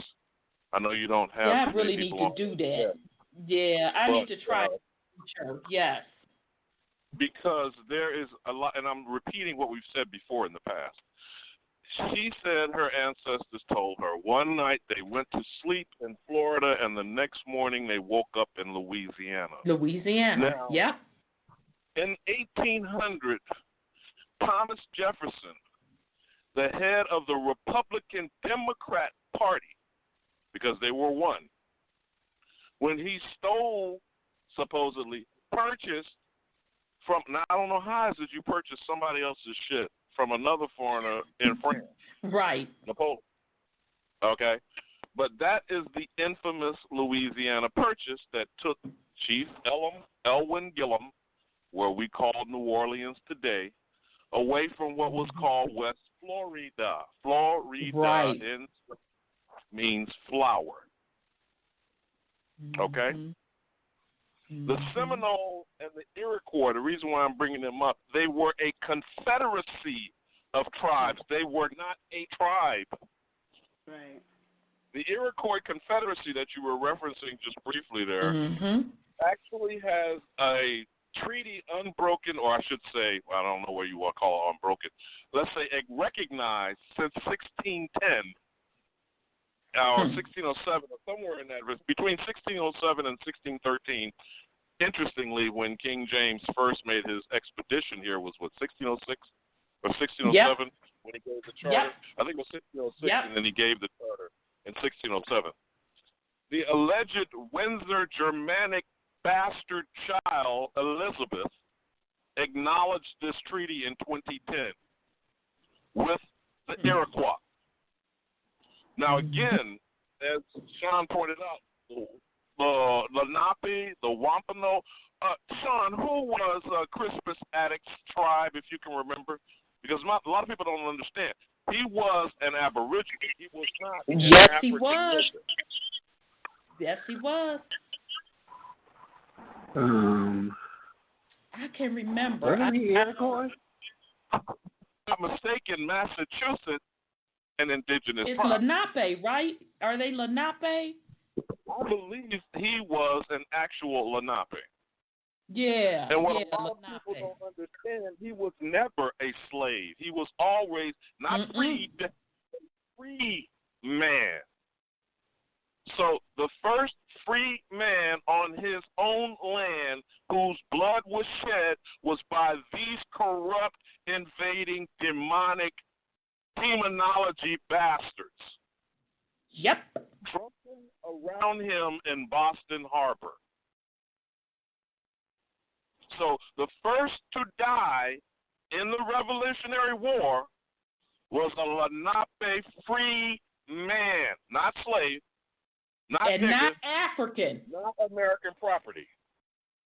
That's right. So when we start talking these things, and I don't want to sound like I'm getting on a soapbox here, because like I said, I'm still vexed. I'm thinking about a lot of lies and presentations that were made, in my father's passing and transition, and what we do when we go around in supposed mourning and still don't want to seek the truth. That's really what I wanted my message to be tonight, as far as what is seeking the truth. What truly is that? Will we still get bits and pieces? We will only tolerate what is, like you were saying, and I know you were, fierce in what your defense was, and sometimes, my ego and masculine emotions may become, hurt, that's okay, fragile, or uncomfortable, put off. But at the end of the day, I can't bring myself here. Period. Yep. Now, the Y chromosome is only what is expressed in my masculine existence. However, all these other people's stories, as you will continue when you go on with these waste people, I can't wait till you get to the term absquatulate, which I find that's the most amazing word.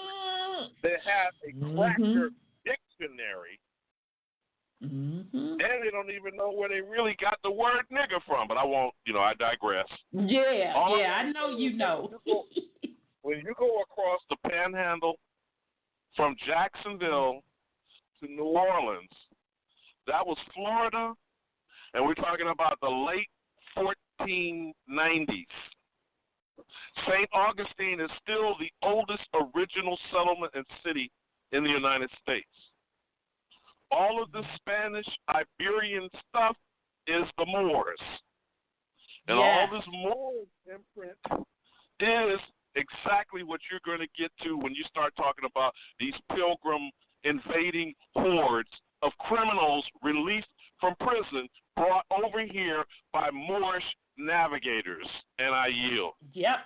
All right, brother. All right, brother. Peace unto you, brother. Thank you so much. I'm sending you so much love and healing and health.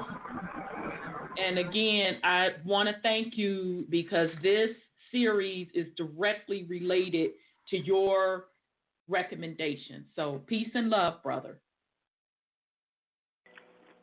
Peace and love. All right. That's brother. Crispus Attucks was an Aboriginal too. Yeah.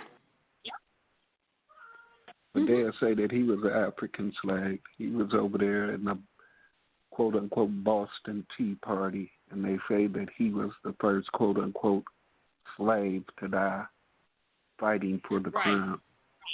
Right. And they recently upgraded it that he was freed.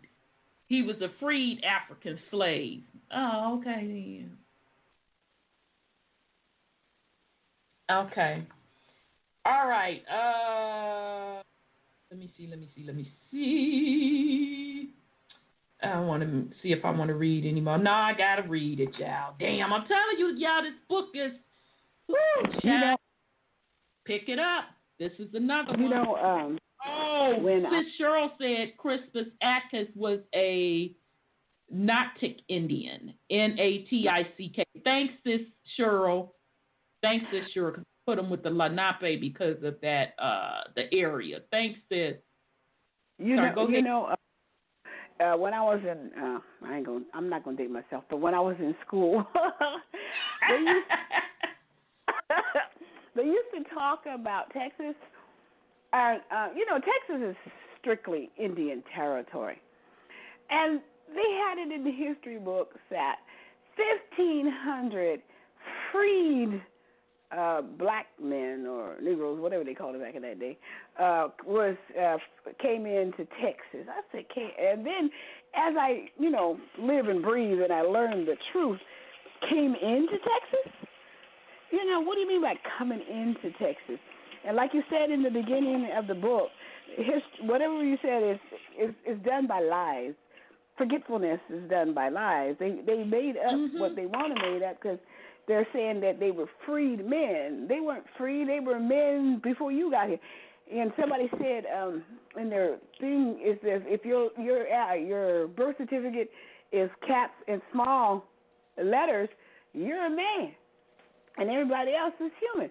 So we're considered man, and so that's why they keep saying free men all the time. I suppose it's because they know the secret and they know where they got the word nigger from. Right, and remember too the other side of that language with the free man and all of that jazz was deeply rooted in commerce too. Right. Also have to remember that because remember when we did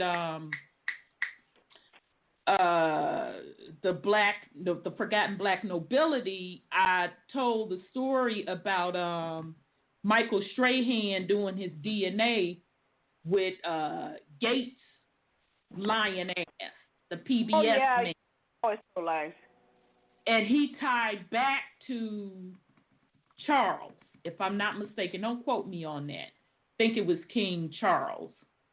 And how his family, because Strahan is from Texas, and how his family, just what you just described, sis, how his family made it to Texas.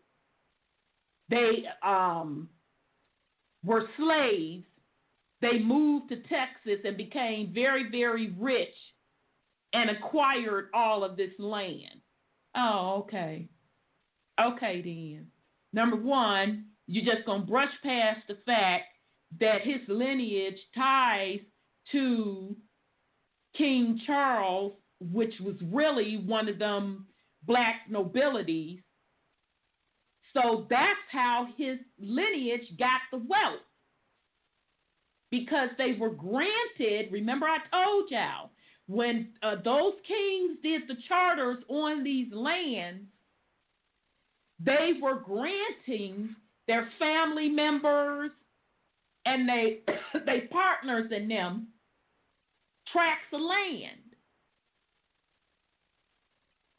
So that's how they acquired the land. Just like pretty much anyone that was not indigenous to the land got land back in those times. It was granted to them. Land that was stolen from the indigenous folk. All right, so I got to read the next part. Yeah, I thought I was going to not be able to read it. I'm sorry, go ahead. There's also one other point. When the Mayans, melanated Mayans, came up and they colonized and lived all over, the Indians, all over the world, all of the Americas. Spain came in and, the American and Spanish War and all that kind of stuff, and fought. And the people that were in the territory of Texas and stuff, when Spain came in, they had to work for the king of Spain as slaves. And when Spain was defeated, then Spain gave the land to the Mayans that were working the land. Mm. That's another way they got their land back.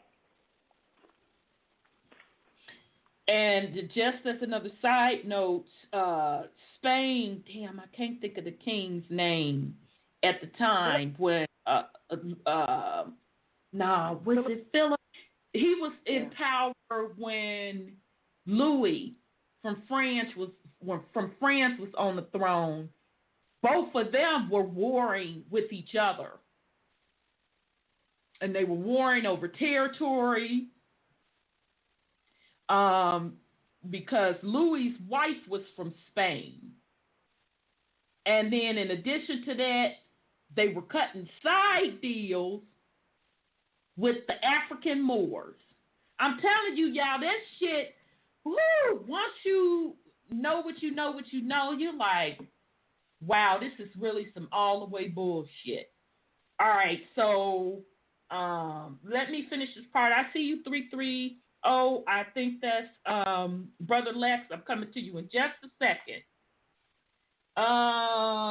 In spite of the obvious stature of a Washington and a Jefferson and Virginia settlement 13 years pre-Pilgrim, the southern states lagged behind the scribbling northerners in fashioning a comprehensive colonial myth to highlight their own cultural ascendancy in the new world. Here's what we have. Less a story than a mystery. There persists to this day a morbid curiosity about the 1587 lost colony of Roanoke, a puzzle on the order of Amelia Earhart's disappearance over the Pacific. So remember what is it? It's Roanoke, Virginia, right? Remember I told you all you have to do, you don't have to argue with nobody who the indigenous of the land is. Go pull up Chief Roanoke of Virginia, and you're going to see the famous statue because he was the face of the tobacco industry. Literally. Black skin. It wasn't even caramel skin how they were representing him. Okay? Well, the melanated ones were the ones who started the pipes, the peace pipes and the pipes that for smoking and stuff, and then they started copying it and took credit for it, of course.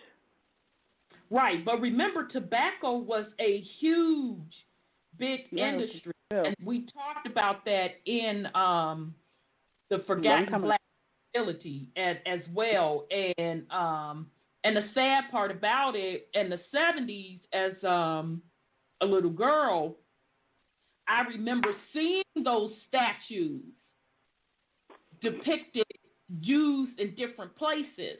Just like, now I'm dating myself, but I don't give a damn because I sure went on Amazon and bought that shit. Brother Sean, you going straight trip. And sis, I'm not sure if they headed on the West Coast. What? Brother Sean, remember when Big Mama and Mama and them used to buy the incense and the spray, money blessings? Mm-hmm. Yeah. What color was that Indian? Exactly, with the Indian head. Mm-hmm. He's black. Yeah, and by the way, to me, the purple one, was the best one. And we hook up back in the day where this brother knew how to replicate that fragrance in a liquid. And we used to use it to mop the motherfucking floors in the house. Just put a little bit in there after you mopped your floor regularly. Because back in the day, y'all, we had floors. Carpet was the worst thing they could have came up with. We had wood floors and the linoleum in the kitchen. But anyhow, you would mop the floors regularly. Then you would take a little bit, just a little bit, because the brother made it concentrated, y'all, just like a cap full, and fill it up in, put some water in it, and we called it scrub water. Scrubbed your floors or mopped your floors with that, and that brother literally, he did such a good job. Your house would smell impeccable for the entire week, at least a week. But that Money Blessings fragrance, and they had, and I didn't even know that they had different smells, but it was still the same black Indian head on it. But the purple one was the only one I knew, because that's the only one my family rolled with. And today, it's hard as hell to find that purple fragrance. So just a little side note. All right, so a strange allure surrounds every vanishing people. Recall the wildly popular television series Lost or Plato's Atlantis. Ghost ships and ghost colonies involve a marvelous sense of timelessness. They exist outside the normal rules of history, which explains why Renault's mystery mitigates the harsh realities we instinctively know the early settlers were forced to face. Let me see. If Renault is a tantalizing curio of a lost world, Jamestown is more permanent offspring, grew to represent the Virginia's colony origins in a way that could compete with the uplifting story of the Pilgrims. The 1607 founding of Jamestown. Okay, and remember we told you, I'm just going to refresh y'all memory, because I don't want y'all to ever forget how these things came about.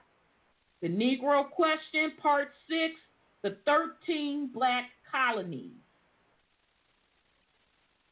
by author Lee Cummings. So that was the black nobility that set up these early colonies that she is speaking on. And Virginia was certainly one of them. One of the earliest ones, and it was a main port on where these waste people came into, and the main port of entry for the melanated folks coming from Europe over to the Americas, whether or not they were fleeing the throne being overthrown in Europe, or if they were sent over through some strife and conflict. That Virginia port, if you check the records, that's why it's important. Folks want to run around here getting pissed with people because we cuss your monk asses out and tell you we're not goddamn African, because we know how to go and look at the records. And you look at that Virginia port, and you're going to see how it was transport of human cargo from the Americas as well. So meaning coming from South Carolina, porting people over to Virginia. Coming from what we're calling today the Caribbean islands, Jamaica and all of that, being transported to Virginia. So more of that activity went on of shifting folks from port to port and from Europe over to the Americas ever than what happened coming over from Africa. That's why the records are slim as fuck with the alleged millions of African slaves versus the other records that we easily find of cargo being transported. Because I'm going to tell you again, you cannot ship millions of people over to the Americas and it not be documented because it was commerce. They had to pay taxes on stuff coming into port. And that still remains the same today. Okay? So let me see right quick. All right. I'm almost there, y'all. Now I'm going to bring you on, Brother Lex. All right. The 1607 founding of Jamestown may lack a national holiday, but it does claim a far sexier fable in the dramatic rescue of John Smith by the Indian princess Pocahontas. As the story goes, in the middle of an elaborate ceremony, the 11-year-old beloved daughter, now just let me go back. As I stated again at the beginning of the show, about the war on women. So it was acceptable for a grown man to, quote, quote, fall in love with an 11-year-old? This shit is acceptable? Oh, okay. The dramatic rescue of John Smith by the Indian princess Pocahontas. As the story goes, in the middle of an elaborate ceremony, the 11-year-old beloved daughter of King Powhatan rushed forward and placed her head over Smith, stopping tribesmen from smashing his skull with their clubs. A magical bond formed between the proud Englishman and the young native, cutting through all the linguistics and cultural barriers that separated the old and new world. Okay, so basically, you're romanticizing a pedophile. Oh, okay. Now I'm supposed to be comfortable with this fucking fantasy. Oh, okay. All right, so I'm gonna pause there. I do want to read. It says this brave girl has fascinated poets, playwrights, artists, and filmmakers. She has been called the patron deity of Jamestown and the mother of both Virginia and and America. Okay, but just fuck the fact that she was 11 years old. Just forget all of that. All right, then, whatever. Okay, so I'm going to stop there. I'm going to open up. I'm sorry, go ahead, brother. That was King Powhatan's daughter, the Powhatan tribe. Okay, Powhatan tribe. And at 11 years old, considering who's telling the story, she was probably taken exactly and forced into a relationship with him because she was going to be the rightful heir to the land. Absolutely. Do you mind just stating that again? Because I know I've been getting real raw tonight about this patriotism and this religion bullshit. So if you could just politely state that again, I would truly appreciate it. She was the legitimate heir to all the land. We are matriarchal people. Mm-hmm. And through him forging a relationship with her, that's how they got the rights that they got. as simple as rapists, as pedophilia, like that's going on right now to this very day. And as I stated before, and I will restate it, those that are sitting on these thrones, males that are, quote, quote, calling themselves owning land, you are not supposed to be landowners, period. Matter of fact, nobody is really supposed to be owning land. We are the caregivers of land. But the land passes to the women. It is for the women's bloodline. Because we all are on a feminine, quote, quote, planet. So it's violation across the board right there. So here you're going to, it's indoctrination happening with the story of Pocahontas with this romantic bullshit, when it was really about, number one, it was truly about being a pervert, as far as I'm concerned.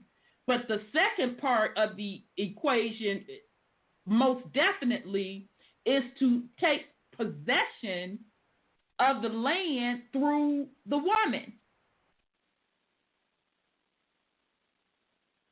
And that's why when you go back through the records, because the records we're going back through are of the colonizers, the black nobility, let's be clear.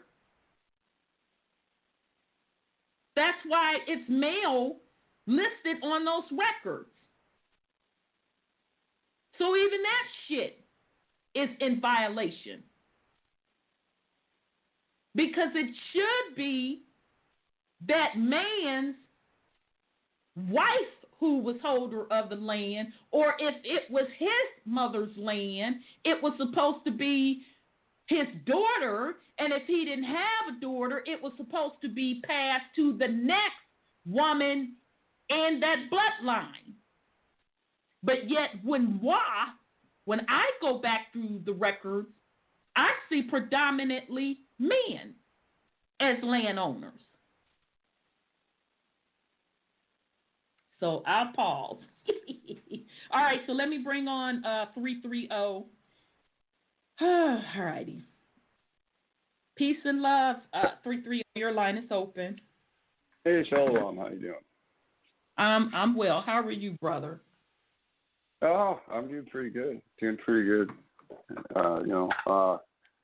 I tuned in at around 9 o'clock. I heard you talking about Michael Strahan.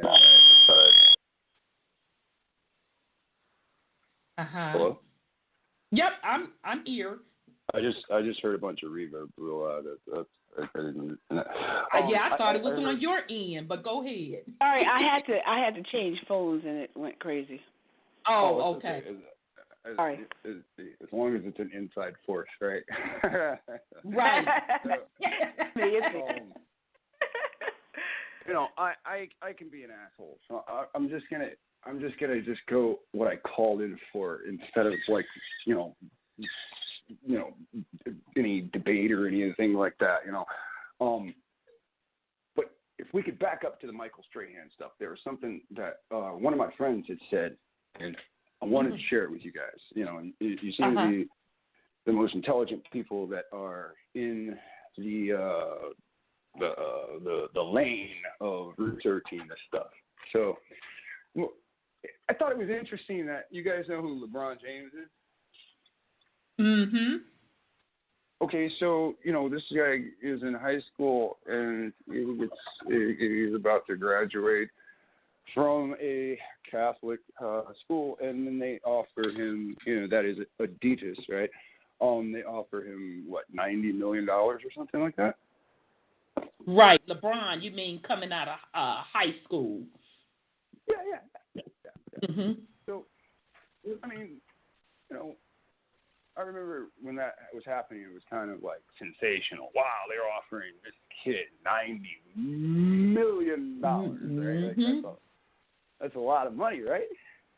Like, so why would you offer some young kids that much money just to play a children's game? Right. And that's when I talked to my friend. He was like, you know, what if this is their way of publicly giving back the Europeans their inheritance in front of everyone? Damn. Now think about this. This is Charles, James, whoever he's descended from, it doesn't matter.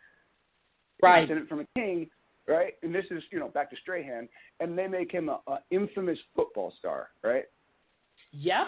So I am not sports oriented. I try to stay away from sports. My reasoning behind it is moot. It's moot. But the thing is this guy, was he that great for where he was? Look at the I can't remember who the quarterback for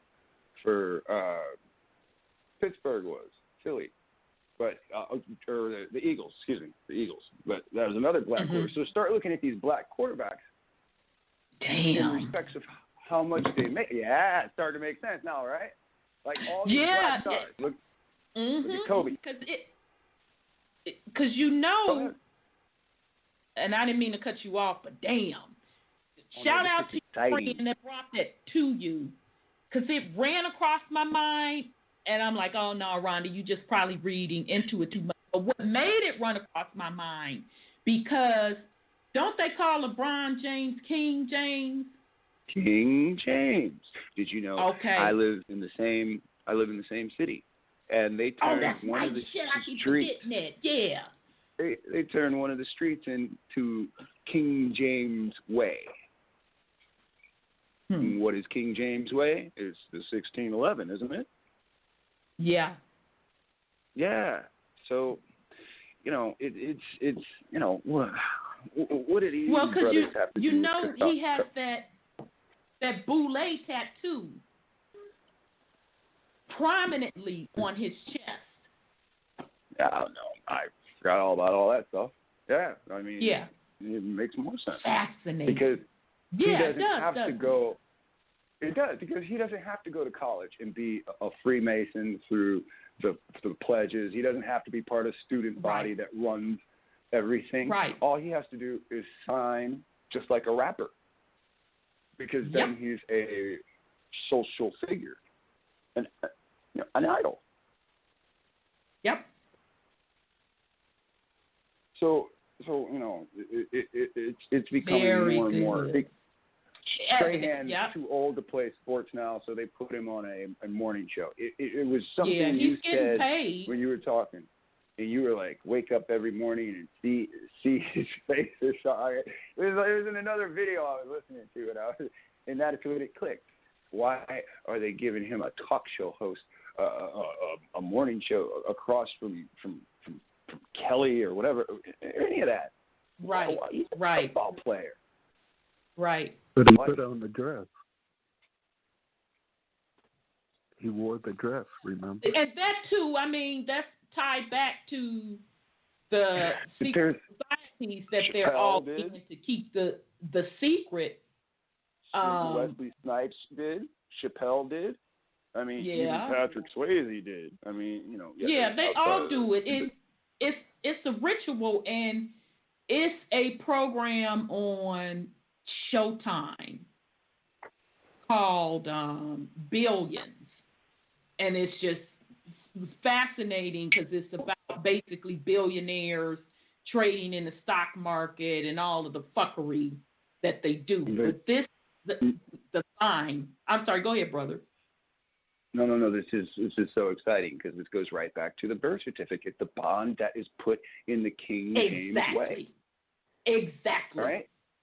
But then that compels me to argue, and I'm not calling to argue because, again, you study this stuff, it's going to tell you that women don't have no rights. But in the Bible, it tells you this is coming to an end. Imagine you're a rich man, You've been praying for a son, right? But you've been doing a lot of evil. So you end up with a daughter, and you pass your goods on to the daughter, and you know your daughter's going to get married, and you know all your hard effort's going to get married into somebody else's family.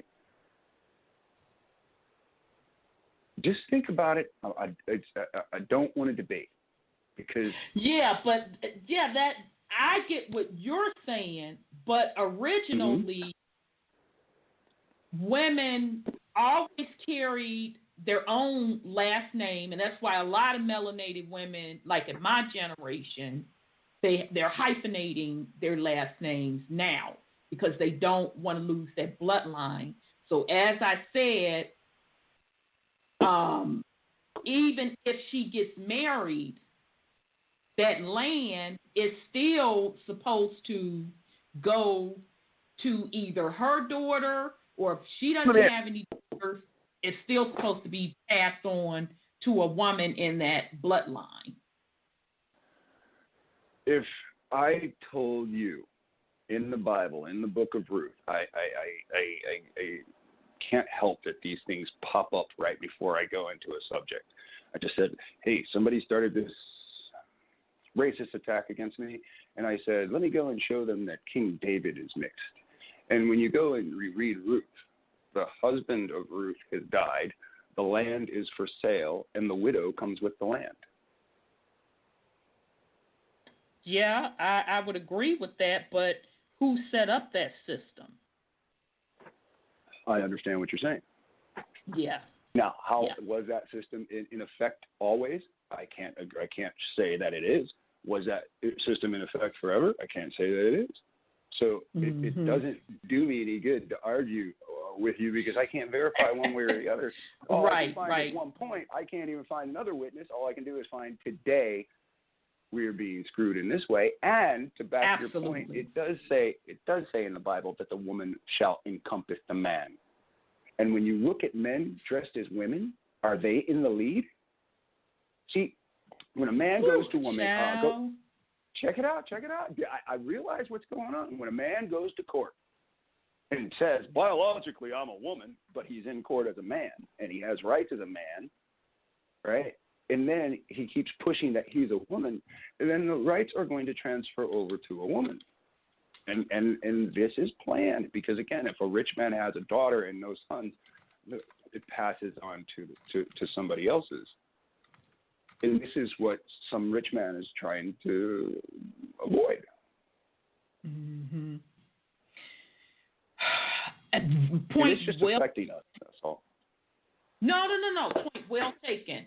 I just want to get out real quick in Billions talking about men dressing up in the dresses. So the top alpha male owned this trading company, whatever. He's a billionaire. So his right-hand man has been working with him for years. So he got this invitation, his right-hand man, to get sanctioned into the next level in the secret society. And they didn't name the secret society, not that I can remember, because I was listening closely, and they didn't name it. They just said a secret society, all presidents are in it, and he was going on and on and on.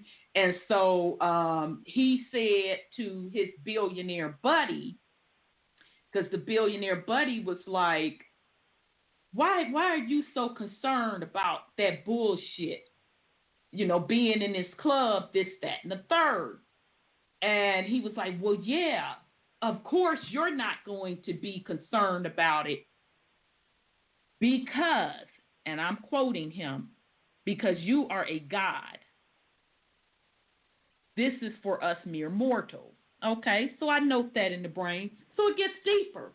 This man in this episode had cocktail dresses, ballroom dresses, a rack of them, coming to the office because a part of his initiation in that order, he had to go and drag. I'm not making this shit up. They put it right in this episode of Billions. So he picks out his motherfucking dress. He excited, this, that, and the third. So he goes to this event and got humiliated because it was not an initiation event. Everybody else there was just dressed in, it was just a formal event. And so his arch enemy set him up to humiliate him. And so, you know, he had people take pictures of him, and he told him, you will never get in this particular club.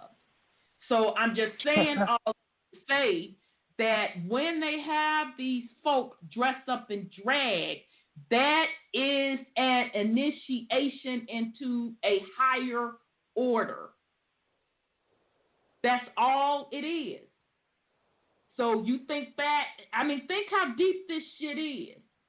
And I immediately thought back remember when Rudy Giuliani was hot in New York? And if y'all don't believe me, go Google this shit. Or go YouTube the shit. Where he dressed up in drag and was hugged all up on Donald Trump. And Donald Trump was teasing him.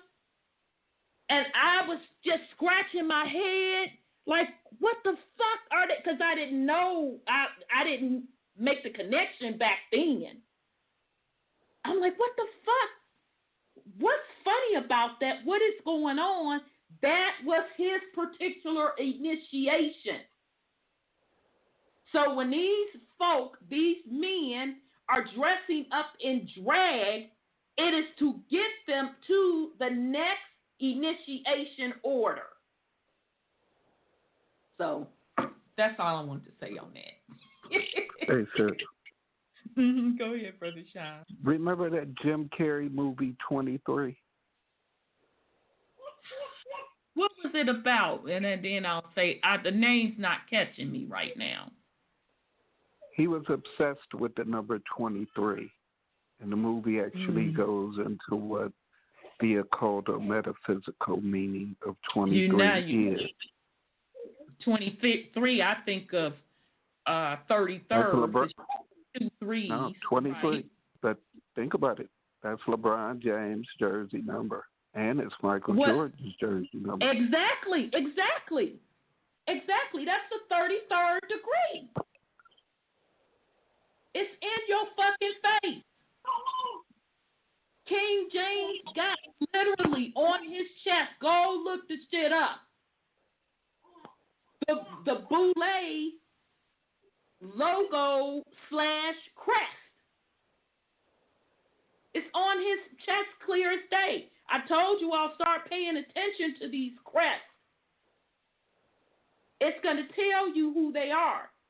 You can tell the ruling of the black nobility and when the ruling of the Caucasian nobility came into play by those crests. Because the double-winged bird, or whether or not you want to call it the phoenix, whatever the case may be, that means something metaphysically. Most say that it represents the Gemini. Okay, and I'm going to put y'all up on some game. Just bear with me here. I guess we got to go here tonight. But that crest that you see of that double-winged bird, the oldest one, you're going to see the bird as black.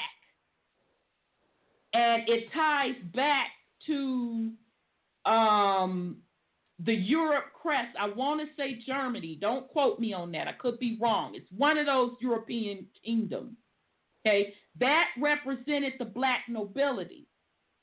When you see that double bird change to white, that represents the change to the Caucasian rulership, but they got permission from that black nobility rulership to take over the crown.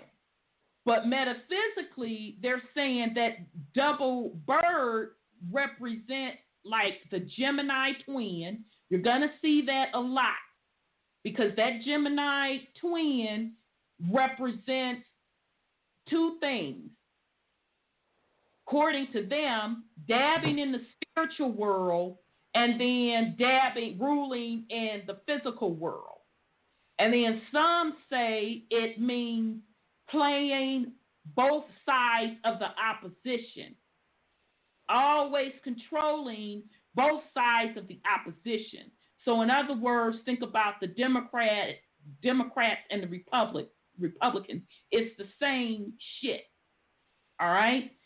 Now, I'm going to bring it down even a little more recently.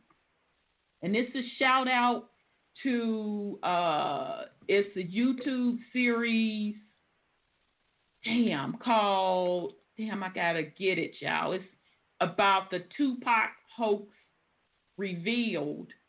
And this man literally written his work. It's so good. He did such a wonderful job researching. And I think he was the one that broke it down. It could have been somebody else. They did an excellent ass job. I want to tap my hat off to him. But as you said, Brother Lex, now what you just said and sparked all of this, they were saying that whole Tupac Biggie feud was nothing but a psyop on the melanated American populace to control the narrative. So it was a Gemini spell, the East Coast, West Coast war. So think about that double phoenix bird that I was talking about. Okay? So coming out of that Masonic order, okay? So it's, as I keep telling you all, it's the same script played over and over and over and over again. And involved in that script are spells to keep the people wrapped up in the psyops. So that's enough of that. I know we went. Have you ever go seen ahead, the brother. videos? I'm sorry. Have you ever seen the videos where Tupac is talking and he doesn't sound like a rapper? Yes. He was an actor. Oh. So, okay. All right. And so what did the actor say in his interviews? As an actor, he said that he would take his power against the power source that made him. So the government made him. So he said he would use this. And if you listen to some of the things he really is no different than Malcolm X. Once Malcolm X comes back from Africa preaching, we are the world. And they don't want that message preached.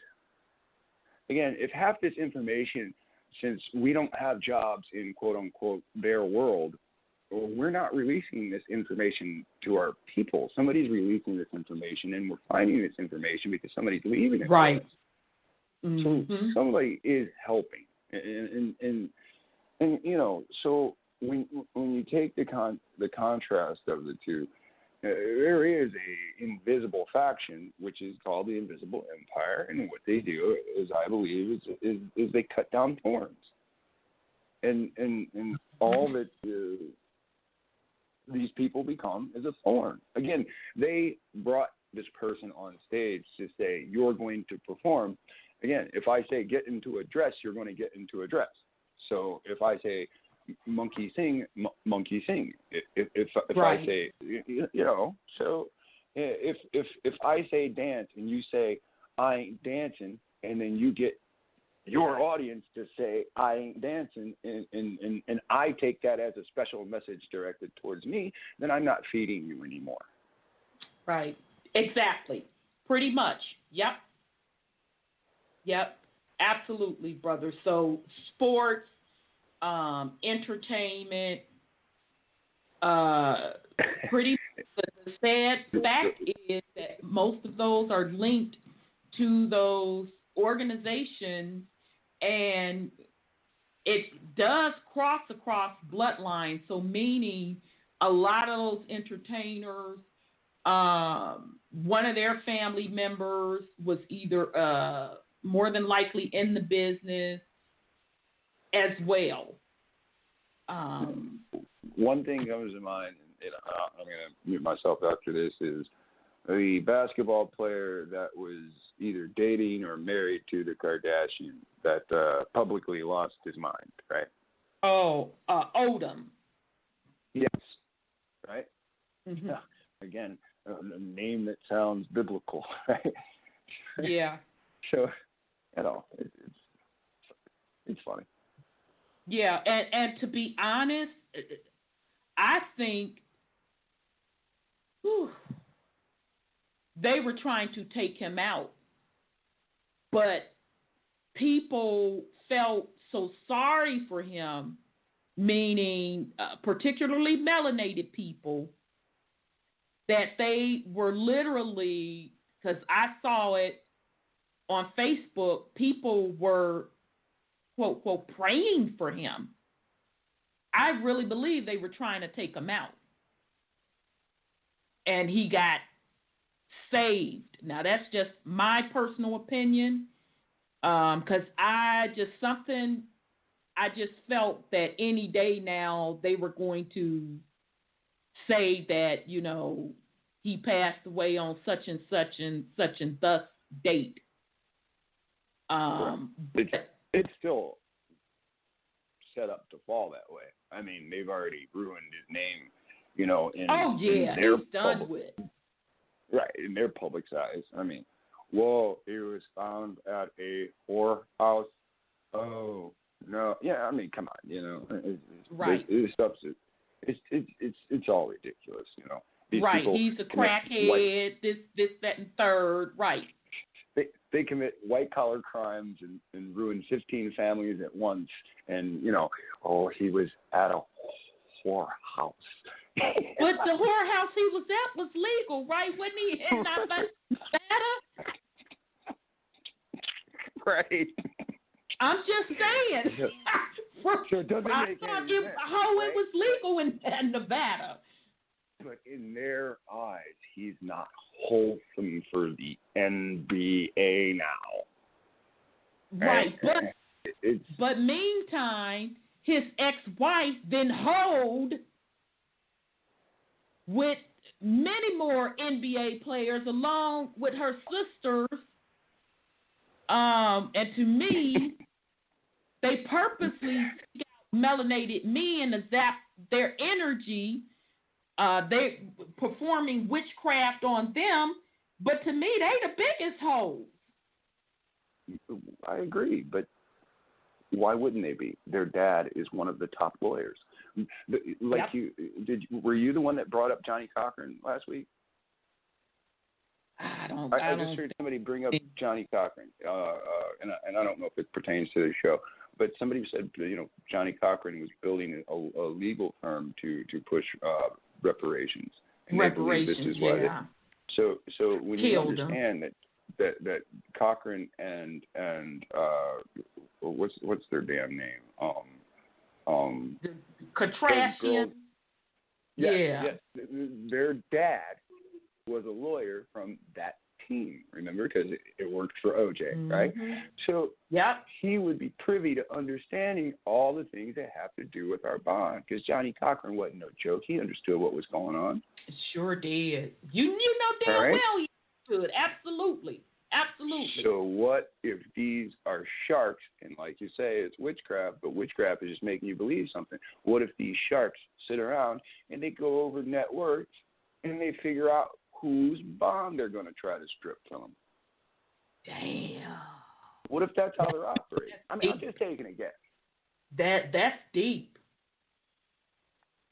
How does she build network?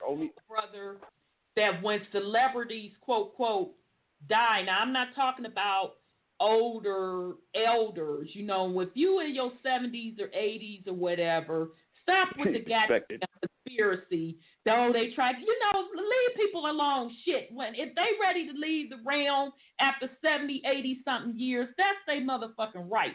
But I'm talking about these quote quote young entertainers, quote quote died. First of all, 20. Many of them are not dead. That particular role that they were playing is dead. But it is said, Brother Lex, that their contract expires. And so they're worth more on the back end of that contract from royalties and all of that versus keeping that particular role that they're playing as that celebrity alive. Now this makes complete sense to me. Okay. I'm going to leave a link in a video that I'm going to be making pretty soon, and it starts talking about all this information and how it has to do with your law, the law on your birth certificate. One of the people, you can tell that she's Caucasian, and she starts explaining her birth certificate is not on a bond. It's not on blue paper. I'm willing to bet that every melanated person has a bond on blue because it's all kingdom falling, which means somebody took all their riches and put them in a trust. And however this was able. And so what's going on is they're taking our identities. They're saying they're the Persians. They're saying you see there's white people that say that they're Moors, and you know that there can't be. It's supposed to be a bloodline, right? So what they're doing is they're taking your identity to tap into these things, but I believe they can only do it through an institution. And so they're creating institutions to be able to siphon from the bonds. True that. And when you sit back and say, okay, this woman was on the phone, and again, I'm going to leave the link in a video I posted this week, and she says that she doesn't have bond paper. Her birth certificate is just on a piece of paper, and it's stamped by the stampy lady. No, I'm just joking. The registrar or whatever. Yeah. Thank you. Yes. So that made me realize, you were dirt poor when you came here. You have no affiliation to anything in the land you came from. Right? So now, when you make a big movie, let's say you starred in Batman, and your part was really popular, and you have played in many other movies, but your other movies sucked. So they decide that you starred in Batman, and you were the star power, and you know, with all your other movies, you suck. So you are no longer a necessity. But what we're going to do, just like any other project, once a project is created with all these people, they create some kind of a trust, because when the money comes in for the movie, it's got to be able to be divided amongst the people based on their contracts. So what they do is, if I kill you, the star, then where does your money go to? If you didn't set up a will for it to go to your family, then we'll just give your family a small amount, and the rest of that money is going to be associated with the name, like you said, the contract died, right? And that name, it goes into that house, the trust house, and so then all these fans said, hey, all your other movies suck, but that movie was great, so they're going to go out and buy your movie. So all of a sudden, the sale of your movie, no matter how old or young it is, it's going to spike. And they know this is the last feeding that they get from you, because you're in the ground. Yep. Or you retired from that role. Exactly. And now just brother, you know they do that in the business world. When you are an employee, there is an insurance policy taken on you. We're all bonded. We're all employees. Exactly. Well, that's security separate. number makes you an employee. Well, true that. But I'm saying if you're with like a corporation. Now that's separate from if you're getting taken out of your check or whatever, you sign up for life and death insurance. That is separate. They literally have a contract on you where that company gets paid in a substantial amount of money, much more money than what your loved ones would get, because they did a story on it where Walmart was making big time money off of their employees' deaths, and their family was given peanuts and still struggling. So yeah, it makes total sense, brother. It makes total sense. Well, the whole system is set up that way on commerce, if I must say. Commerce is set up. All your bills, all your life insurances, your house note, they pull. Listen to her. On everything. Exactly. Light bills. It's called what? It's called what? It falls under one category. You know what it's called? What? Debt. Oh, yeah, debt.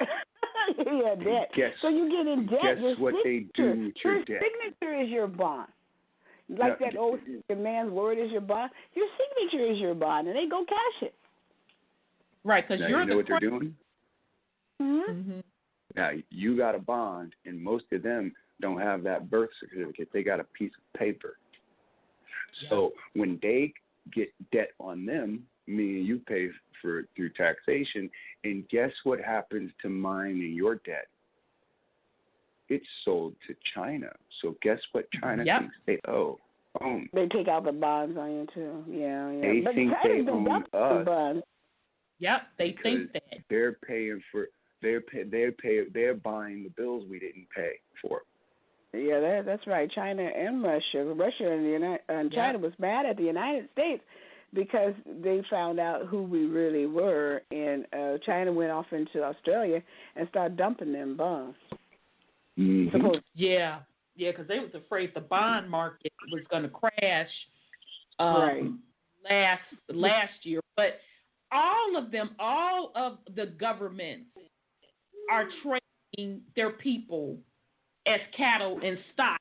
And as we get through the series, we're going to see how it goes way back. It's called apostolic. Yeah. Apostolic? Apostolic. Paul. Apostle Paul. Apostolic. You mean Pope Paul the Fourth? The Catholic rule, dum diversus. This is how they do it. Because, again, if you started the nation and then they pushed you off, they're living in your stead. So you created that system, and they're just unifying the systems until it's one big giant system. Yep. Right. Yeah, Indeed. certificates are bonds, too. Yes, they are. Absolutely. That's the payout. Marriage certificates. That's the payout. Marriage certificate is on the bond also. It's on the bond also, absolutely. Mm-hmm. That's the payout on the cargo being damaged. Yeah, that's true. Well, they also take it when you left. Well, they say when they left England, they just took all these people's money already, so they don't have any money left. And at the all end this of business, I'm sorry, go ahead, brother. I was just going to say, all this business in these skyscrapers, they're not making anything. We don't build nothing here. They're just trading numbers, and we the actual numbers they're trading. Absolutely, brother. You're right. And I was going to say, this brother years ago made a statement, and now, over the years it made sense. But he said basically all of this is just an insurance underwriting system. Right. Through the IRS. Yep. So very maybe that's what a public killing is. Maybe the Masons have decided some kind of lottery. We're going to pull this off the streets, out of life. And maybe they've doubled down on the insurance policy right before they've decided this. Because, again, once the executor gets a better job. That woman that shot that man, was in the back with no weapon. She is not a cop anymore. She's now a sheriff. The sheriff is the law of the land. All the cops work for the sheriff. She's a deputy sheriff now. She got a promotion. This is my buddy says. He always say, you killed a nigga, you proved yourself in the line, right? Because, again, what does everybody call this? They call it a race war. They call it race soldiers. Mm-hmm. You know? Yep, but we know that it's even deeper than the quote race war, because it's tied really ultimately back to a spiritual war. But everything that they do involves commerce, contracts, trust, and insurance underwriting. And they've been doing it a long time. So, very, very good information, brother. So, I'm going to get back to, I'm on page 10. Again, this is White Trash, the 400-year untold history of class in America, Nancy Eisenberg. It goes, the Pocahontas story requires the princess to reject her own people and culture. This powerful theme has persisted, as the historian Nancy Shoemaker observes, because it contributes to the larger national rationale of the Indians' willing participation in their own demise. Yet this young girl did not willingly live at Jamestown. She was taken captive. So shout out to Nancy Eisenberg for telling the truth. In the garden paradise of early Virginia that never was, war and suffering, greed and colonial conquest are conveniently missing. Class and cultural dissonance magically fade from view in order to remake American origins into a utopian love story. Can we handle the truth? In the early days of settlement, in the profit-driven minds of well-connected men in charge of a few prominent joint stock companies. I can't make this up. So it was the reason Brother Lex had to get in the queue and we got on that financial track. That was not scripted. All right. America was conceived of in paradoxical terms at once a land of fertility and possibility, and a place of outstanding waste, rank, and weedy backwaters, dank and sorry swamps. Here was England's opportunity to thin out its prisons and siphon off thousands. Here was an outlet for the unwanted, a way to remove vagrants and beggars, to be rid of London's eyesore population.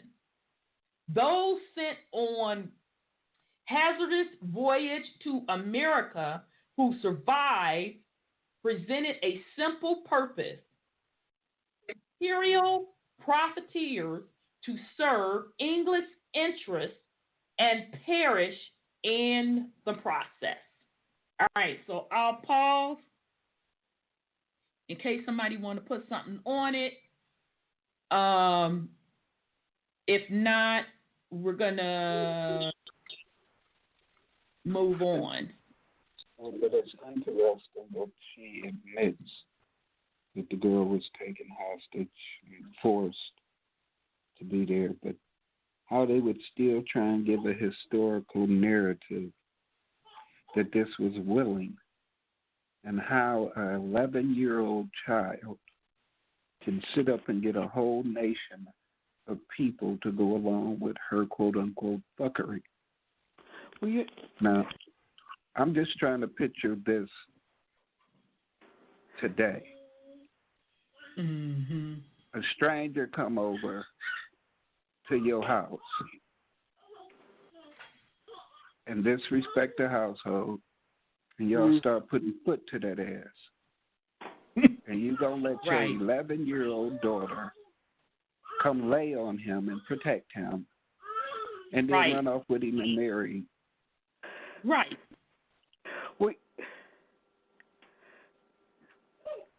I would like to add, I've heard that he married her, or the other guy married her or something, and they took her to England. She got pregnant. On the way back, they threw her overboard.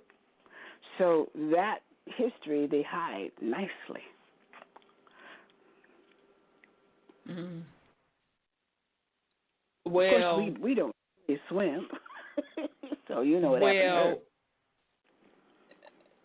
Well, we did know how to swim back in the day. Swimming is tied to segregation.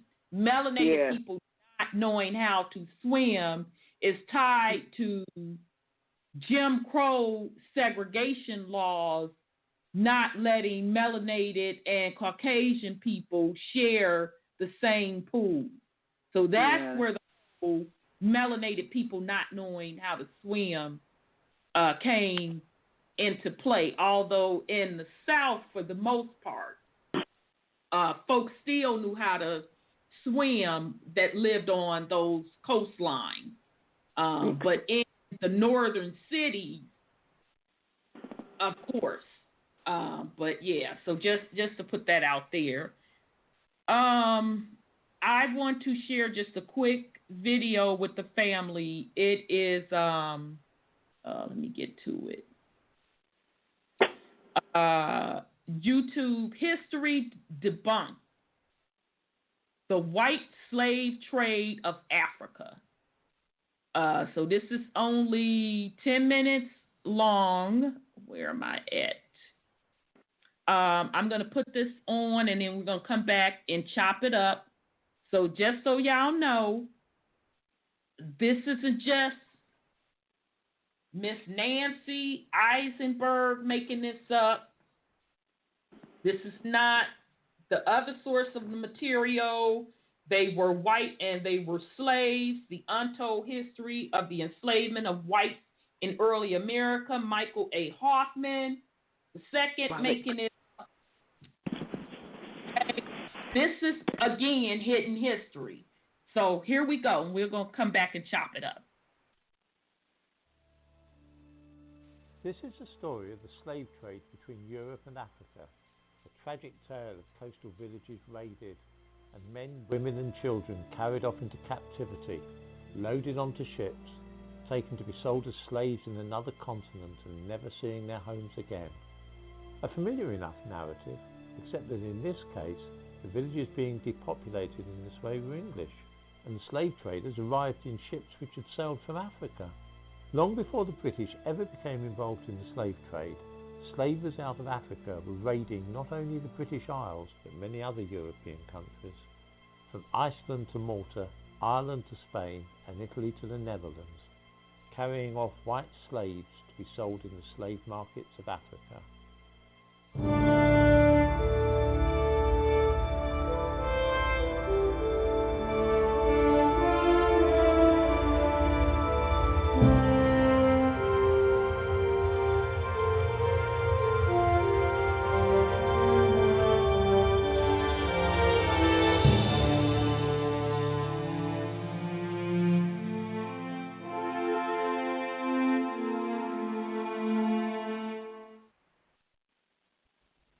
During the 1970s, the British held hundreds of political prisoners behind barbed wire without charge for years on end.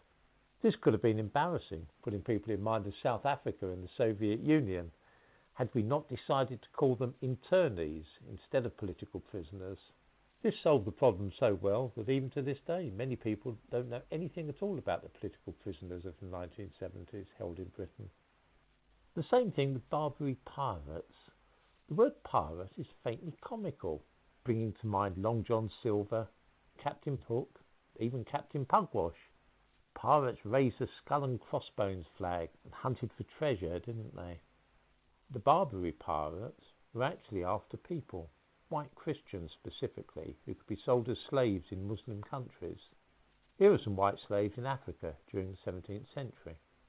There was a very old tradition of slavery in Africa, long before the coming of Europeans. Black empires enslaved neighbouring nations.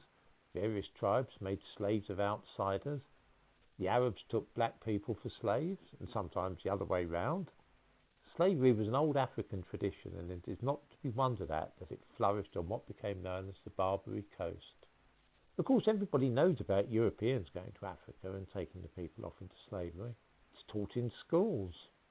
White slavery is not so well known. The Barbary Coast was named after the Berbers who originally lived there and included countries like Algeria, Tunisia and modern-day Morocco. From ports there, Muslims set off to Europe to seize as many white Christians as they could for the slave markets of North Africa. How extensive was this trade? Was it a trifling affair of a few hundred people here and there?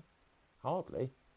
The island of Gozo, part of modern Malta, was attacked in July 1551 and the entire population of 5,000 people taken off into slavery. This was a serious problem for Europe, especially in the Mediterranean countries, but also for Britain and even Iceland.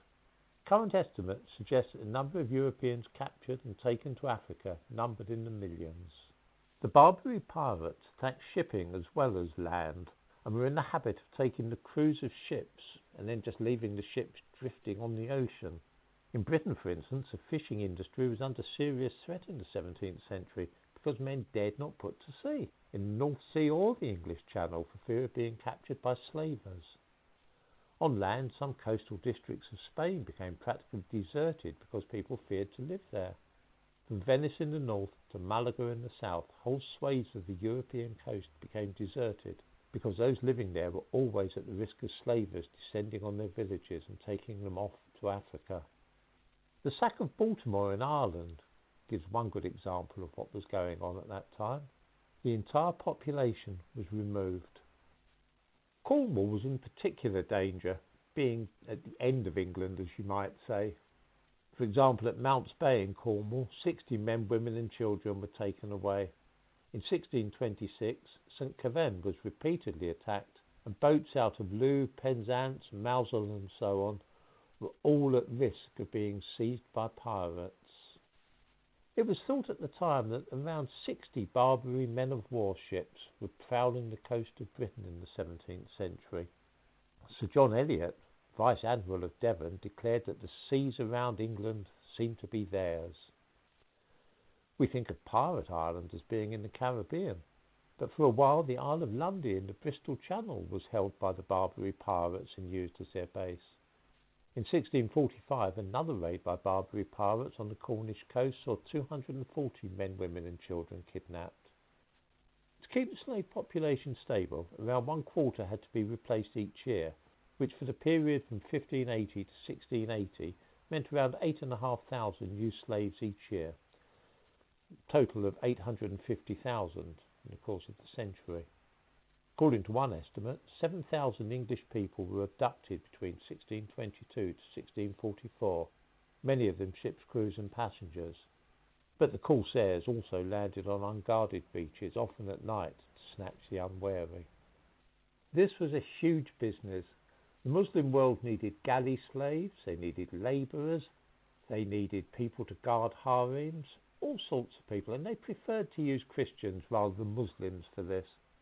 The rulers of the countries of North Africa were entitled to 1/8 of all the slaves captured, and these were used for public works. Cervantes, author of Don Quixote, was a slave in Africa for several years before being ransomed.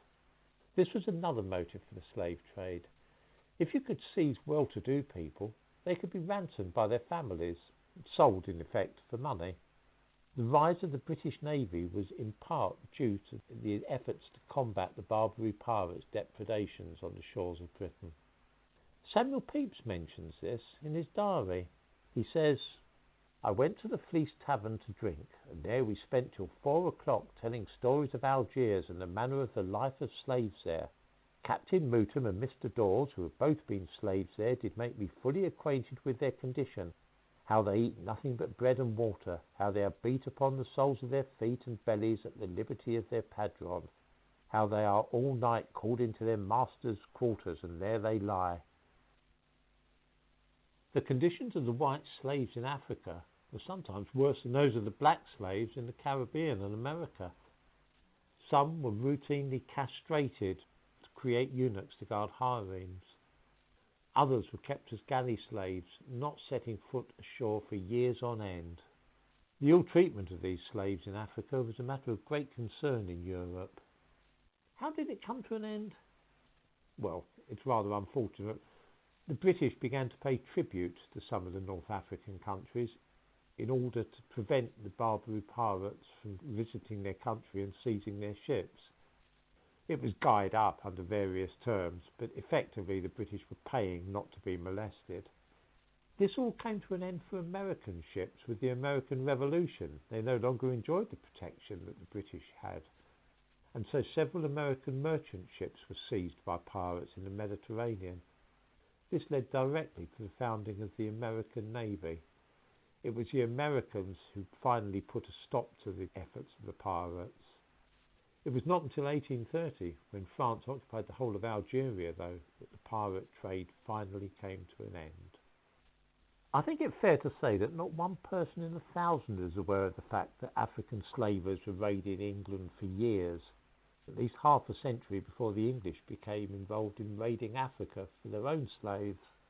This has been described as cultural amnesia. Images such as this one, black African slaves in the Caribbean, are routinely seen in school and during Black History Month. Images such as this, though, showing white slaves in Africa, are all but unknown. Slavery was endorsed by the Bible and Quran, practiced all over the world from ancient times in every continent. It has literally now become a matter, though, of black and white, for all forms of slavery have been forgotten, save that which involves white people enslaving black people. We have over the last few decades in this country been indoctrinated to see slavery as a wicked activity practiced by European colonialists, chiefly against the inhabitants of Africa.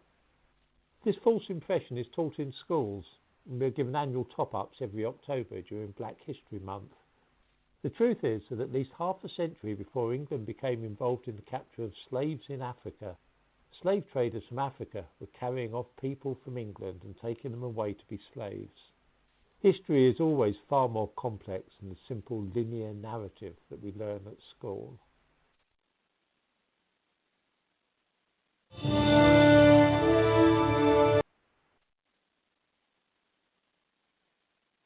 Okay, so again, that video was called History Debunked, the White Slave Trade of Africa. So I'll pause in case my co-hosts want to put something before I put my little 2 cents in.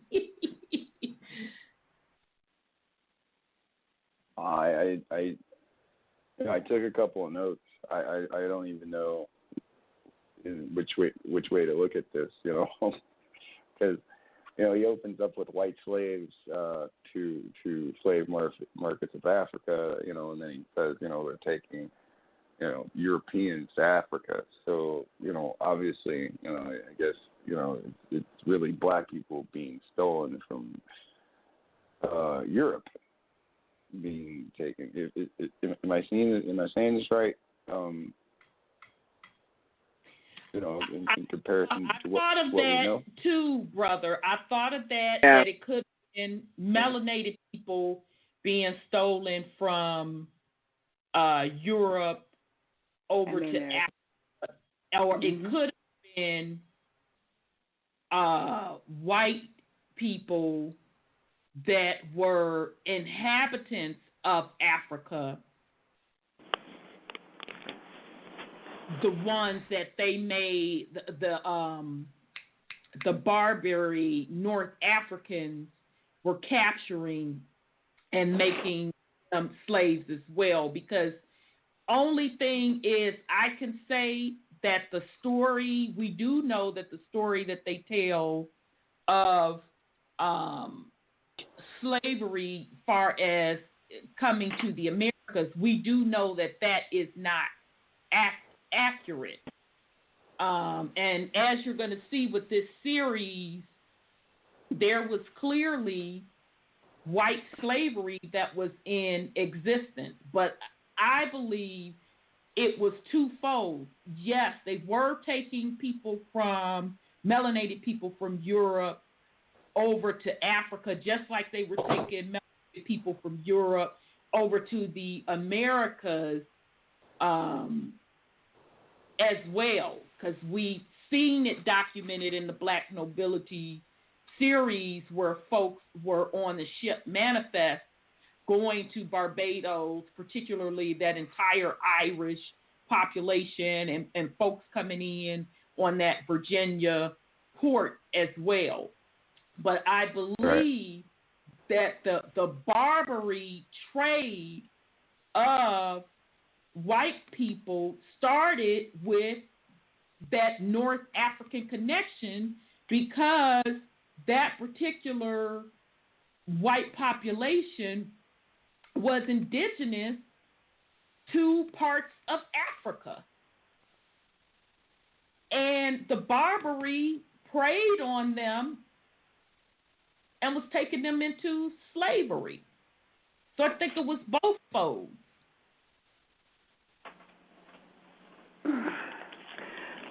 Right. So I think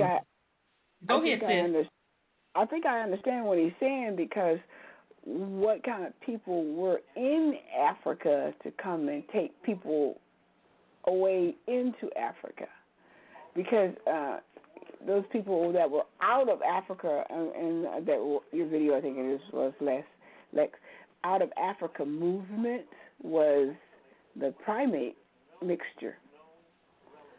So when they start moving into Europe and doing their thing,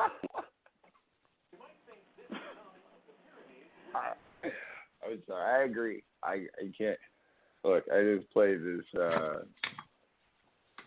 video that showed the Noahide laws, and again, one of the quotes from the 70 nations of the Noahide laws is that these people took men and turned them into animals, and took animals and turned them into men. And when you can only do this legally, right? So when you say that, and of course when Joe Rogan says, "Oh yeah, I got Neanderthal in me," Joe Rogan said that? Oh yeah. And he says, yeah, he's more African than a lot of black people, So, wait a minute, Joe Rogan said he's more African than black people. Yeah, he's got like 1.9% African, and it's really that lines up. That's all you mean? DNA stuff that we were going over about Caucasians DNA tying back to Africa. But shout out to Joe Rogan for being truthful. Shout out to him on that. You said I'm sorry. 70%, didn't you? Was tied back to Africa. 70%. Didn't you say that? Or I got the numbers too high. Their DNA, yes. Yeah, their DNA is 70%. No. They're not giving. It's in my opinion, when they give you DNA, it's chronological order. The bottom is the beginning. The top is closer to modern time. I don't think they can tell you a percentage. See, the chromosome is lining up to who is your ancestor, not what percentage of your ancestor is this or that. But so when they say I'm 43% Nigerian, no, they've got 43% of their chromosomes are saying that it matches people that live there because I agree with you on that. Yeah, I think what she's referencing is a couple of shows ago when I've read a study. R343? Yeah. That's when you were reading that. Out of Africa were the 70% They moved all over the continent. You know, they 70% right. had that. That African gene. I made monkey stuff. Yeah, let me explain, sis. The African gene was found in 70% of Caucasians that were tested. And so that's where she was going with that. So. Yeah, I totally agree with you. Yeah, you know where I'm going with that. That was an article that you read? Yeah, it's, let me see, do I have it here? Bear with me. That? You can pull it yourself. Hold on a sec. This is pretty good because that makes a lot of sense. Because you did one on Mexico. I don't believe. Yeah. When the book of Daniel says, go ahead, I'm sorry. I said you did one on Mexicans too, remember? Yeah, because it's the flavor, same flavor how you broke the Mexican lineage down. But this article, brother, is called African Origin of Native American R1-M like Mary 173. And the author is a professor. Way too fast. Oh, I'm sorry. Let me say it again. African origin of Native American R1-M like Mary 173. And the author is Clyde Winters. Oh, good old Clyde Winters, huh? Oh, that's great. Yeah, so he has R1 and R1M. So R1B, a lot of people are familiar with because that's talked about a lot. R1, I'll look at that. So R-M343, R-M343 is African stock from the start, biblical Canaanite or Hamite or Chamite, however you want to do it. And, what's that string again? You said R1. What is it again, brother? R-M343. That is the father. That's the father to R1.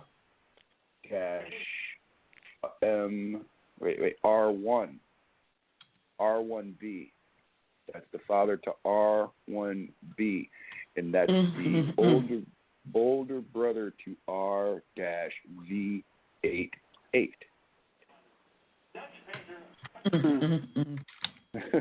Oh yeah. So the R-M343.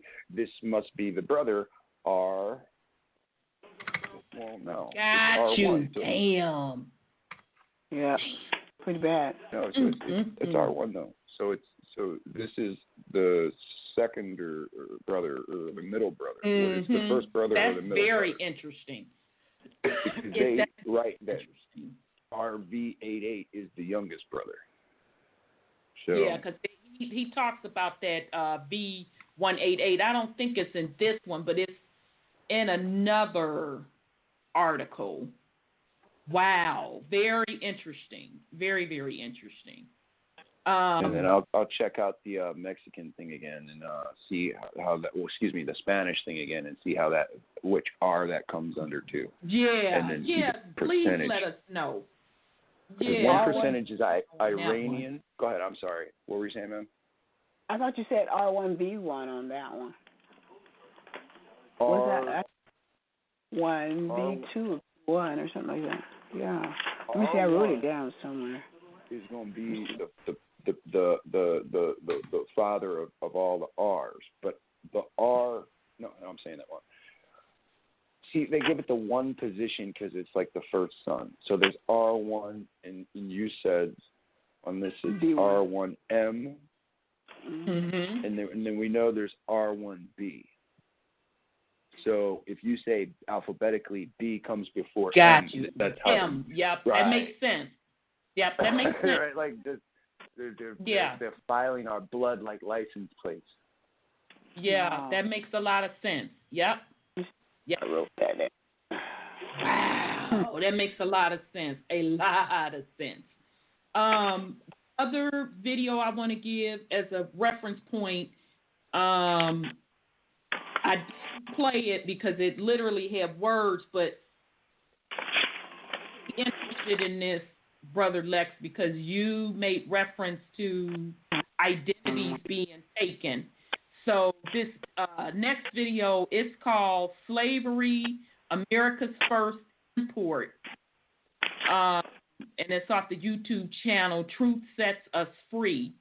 And so it says, other slaves came from the ranks of the homeless and the poor, whom King James I held responsible for spreading the plague, and from England's swelling prison population.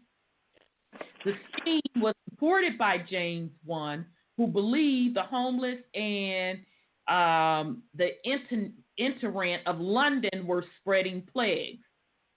Of the first 300 white slaves to land in Virginia, only 12 managed to survive for 4 years. The others died of ill treatment, disease, attacked by Native Americans, or overworked. White slaves transported to the colonies suffered a staggering loss of life in the 17th and 18th century during the voyage to America. Okay, so now just think about that, y'all. If white slaves were just coming from Europe to the Americans and they died, help me to understand again how they transported millions of African slaves. Get the fuck out of here. So anyhow, during the voyage... They're telling you right there. They transported millions of white African slaves, and they died. See, just take... Exactly. Yeah. Take me out of it. Yep. And think about everything that they said. You're a savage. You came from Africa. You had no language. You came over here. You didn't know nothing. You couldn't speak the language. Now, and he just told you from the 1800s this was going on. So technically, I'm the enslaver. I was enslaving them, and I was shipping them over here, and I had too much cargo until something. Now, if you, I made a video. I talked about it in a video I made yesterday, for the insurrection in North Carolina of 1898. This is when the white slaves, right, because they were free, right, they overthrew, or insurrection, the black government that was over them. And I'm pretty sure this happened, nationwide, but they just leave it in the history books as one little location. Yep. So, again, so wouldn't that line up to what we're reading? It lines up. You think about this. I'll give you one big one. All right, you ready? I'm ready. Too many Indians, not enough chiefs. How the hell? Which prison is going to be able to contain millions of white people? Only hell. This is deep, y'all. This is deep. You guys are some badass people. 2 badass women and 1 badass elder. Because you guys cracked this open. You found the right author, you read the right books, it led from one thing to the other. And the giants, it's going to lead by, if you read Deuteronomy chapter 2, chapter 3, and chapter 4, you'll find how all these mud flood buildings were built. We were to inherit these things because we killed the giants. So everything that you've been teaching, and like you said, this shit ain't scripted. You just read how it's all linked into the finance net worth. How these countries rolling hard. They ain't lifting nothing but paper and pen. Yep. I'm gonna mute myself. Okay, you're cool, but this next part is going to line up to what you just said. During the voyage to America, the white slaves were kept below deck for the entire 9 to 12-week journey. What the fuck does that sound like? Yeah. You know when you go to a bathroom and it's a black sign for men and a black sign for women? Mm-hmm. It's a silhouette. So, you know, when they show you a slave boat picture and they show you black people, you know, represent. It should be those little silhouettes. They drew our image and placed it in. Yeah, that's deep. When I read that, I'm like, wait a minute. This is the African slave trade of the quote black in America today. This is their story. Their story. So you see what happened? Okay, so this is going to piece together pretty smooth. Okay, so the Africans became pirates, and the white pirates came out and started attacking nations, and the nations set up a trap. They sent their sons, the British sent their sons over to America as Englishmen. They formed their own navy, and while the British was playing, we'll sign treaties with you, the American navy came over and whooped the Barbary ass, right? But that was a family venture. So what happened as we took them over? If they're pirates, and they're taking people from Europe to Africa, how are millions of white people coming to America unless they wipe those Africans out in the water? So that means the white people came here as prisoners of war because of what they were doing, and that means millions of pirates or millions of slaves came here, and when we had too many slaves and too many Indians and not enough chiefs, they were able to overthrow us. Oh, yeah. All right, I'm going to read the next sentence. Get ready, y'all. They were chained with 50 other men to a board with the padlock collar around their necks. The weeks of confinement below deck in the ship's stifling hold often resulted in outbreaks of contagious disease, and so they named the diseases, cholera, et cetera, et cetera. Wait, what were the diseases, though? This is key. You said malaria and what else? Should have scurvy. No, what's the, is it dysentery? I've never heard of that. Dysentery, okay. Diarrhea. Seawater. They drunk seawater. Okay. I don't know. I'm just guessing. So, you know, and clean water. You're gonna find out that we did this to these people, and they telling their story with us being the actor. All this is just vengeance. Oh yeah. You know what? No. Let's keep it real. Let's keep it all the way real. I'm glad you brought that up because I was going to get to that a couple of shows in. Bottom line is I'm explaining this white slavery cargo, and that's why purposely I keep putting these timelines in people's faces because I want us to be clear who was in rulership. Black nobility was in rulership during that time. Now, interestingly enough, I remember years ago, this brother was having a conversation. It was him, myself, and another sister. And she was talking about reparations for slavery, this, that, and the other. And this brother is a well-read brother. I don't agree with a bunch of other fucked up stuff that he does. That's neither here nor there. He's very well-read. He went off on her. He cussed her out. He told her, how the fuck you're going to prove that when you don't even understand who enslaved whom. And when he said that, I was speechless, like, oh shit, what is he talking about? This right. he was talking about. Okay? So white folk that are part of their bloodline ties back to this slavery, when they came up on the throne, not the same bloodline, let's be clear, but when the white nobility was put on the throne by the black nobility,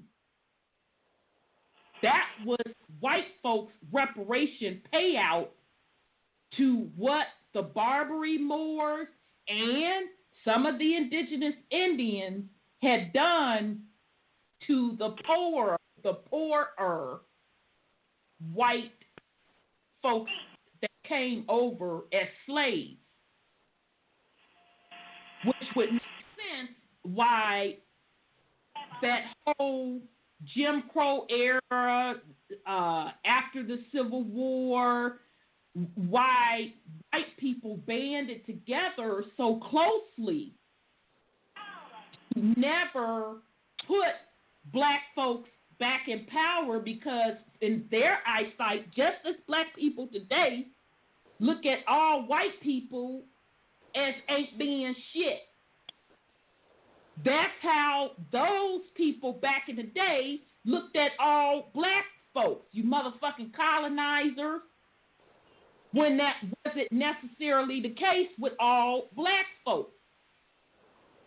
So I'm just putting it out there. Now, how people want to take it, that's your fucking business. But we are telling you who the first slaves were on the continent. It was white folks. That's so why Newt Gingrich said that slave story is a hoax and needs to be revisited.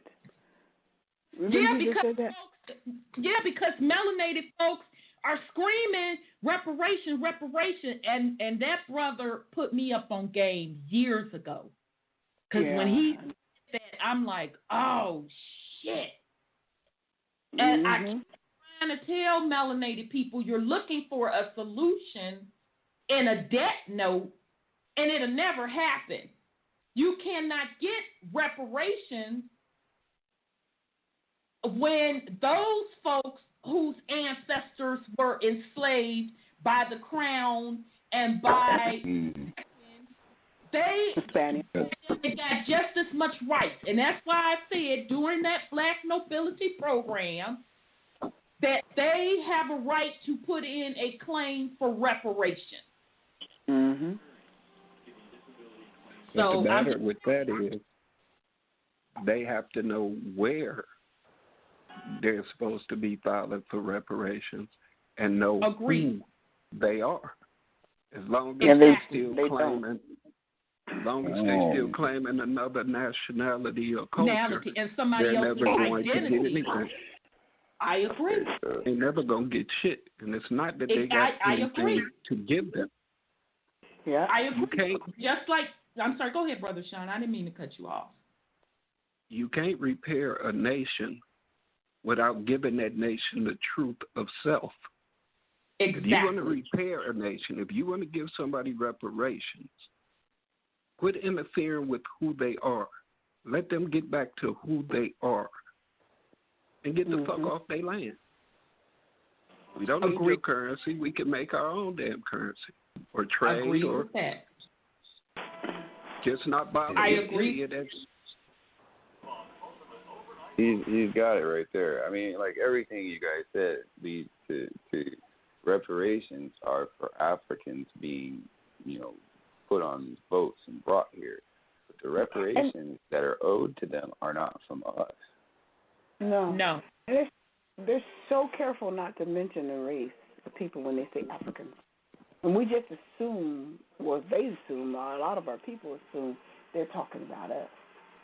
because they told us and that they brainwashed a lot of us to believe that we're the ones, and that's not true. And that's disgusting. I knew it a long time. I'm sorry. Go ahead. Go ahead, sis. I knew it a long time ago, but it's hard to unwash damaged brains. You know, no, you're gonna it's have not. To no, it's not hard to unwash. It's not hard to wash. It's not hard to deprogram.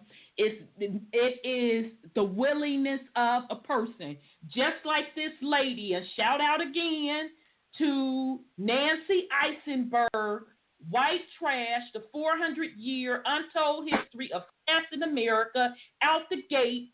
She said that people want to forget. They want to forget and just create a total new fantasy world. No, it's not hard. You either living in truth or you're not.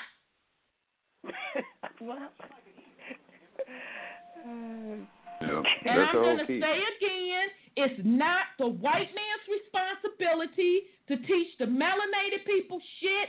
It ain't the melanated people's responsibility to teach the white people shit. It is your family bloodline's responsibility to know who you are. And it starts with self. But everybody want to run around getting the claim, and you don't even know who the hell you are. You can't even go back 5 fucking generations. But yet you want to tell people where they are from. It's disgusting and it's sickening. And I'm talking on both sides. White folks, you around in Fantasy Island world with this motherfucking Mayflower shit.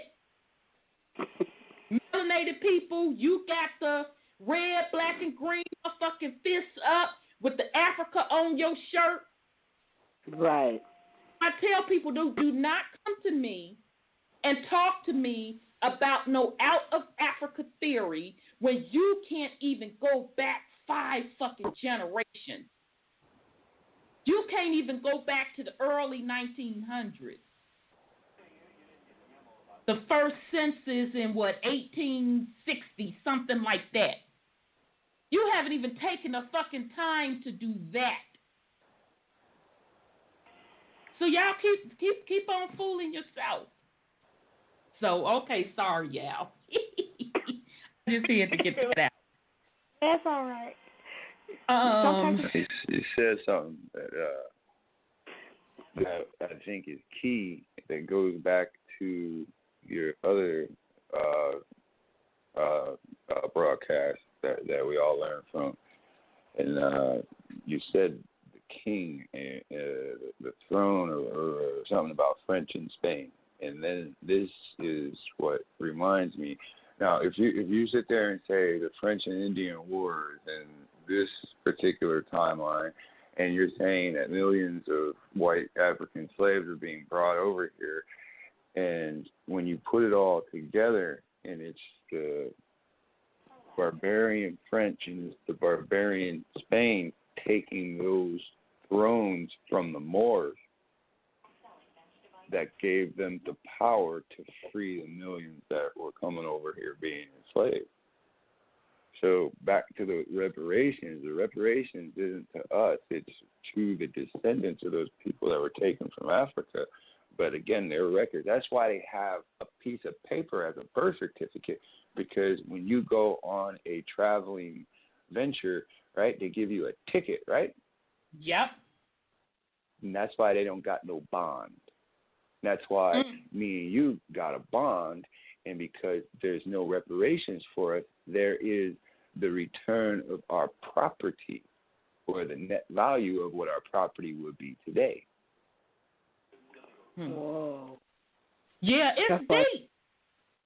That's why that recoupment works for us, and some people may get it. Yes, you're right, because if they get reparations and we get our airship, then America go broke. Oh yeah, that's a wrap.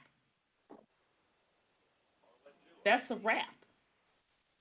Exactly. Sorry for interrupting. Forgive me. Sorry. No, you're good. You're good. Right, So we reference this video again. Just let me get this out because because we're running out of time. I just want to reference the video because all of it was reading, so it's not like I could play it. But this particular video, Slavery, America's First Import, and it's off of the YouTube channel, Truth Sets Us Free. So I was literally typing all of this down, going through the video, and then I noticed where the author of this video, you can see, Brother Lex, you can go check it out yourself. You're going to see where the identities started blending in from the melanated Europeans and the white Caucasians, because he started naming statistics and talking about the slaughtering of the Irish, and the timeline started to blend into, they did blend into when the melanated Irishmen were being shipped over to Barbados and all of that. So really, really deep stuff.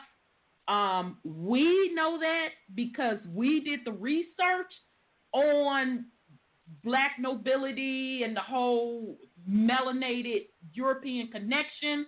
But just in this simple video, you will see where he starts out talking about the slavery of the white people, and then it started to blend in with the melanated side of the story of melanated folks being shipped over from Europe to the Americas. So I just want to put that out there for you all to go look at the video, and you'll know what I'm talking about. It's because soon as he mentions, what's the guy's name?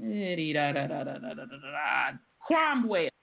Soon as he mentioned Cromwell, I'm like, yeah, you're blending stories now. Okay, so I just want to get that out there. I'm sorry. Go ahead, sis. Did I say something? No, I didn't say anything. Oh, okay. I'm sorry.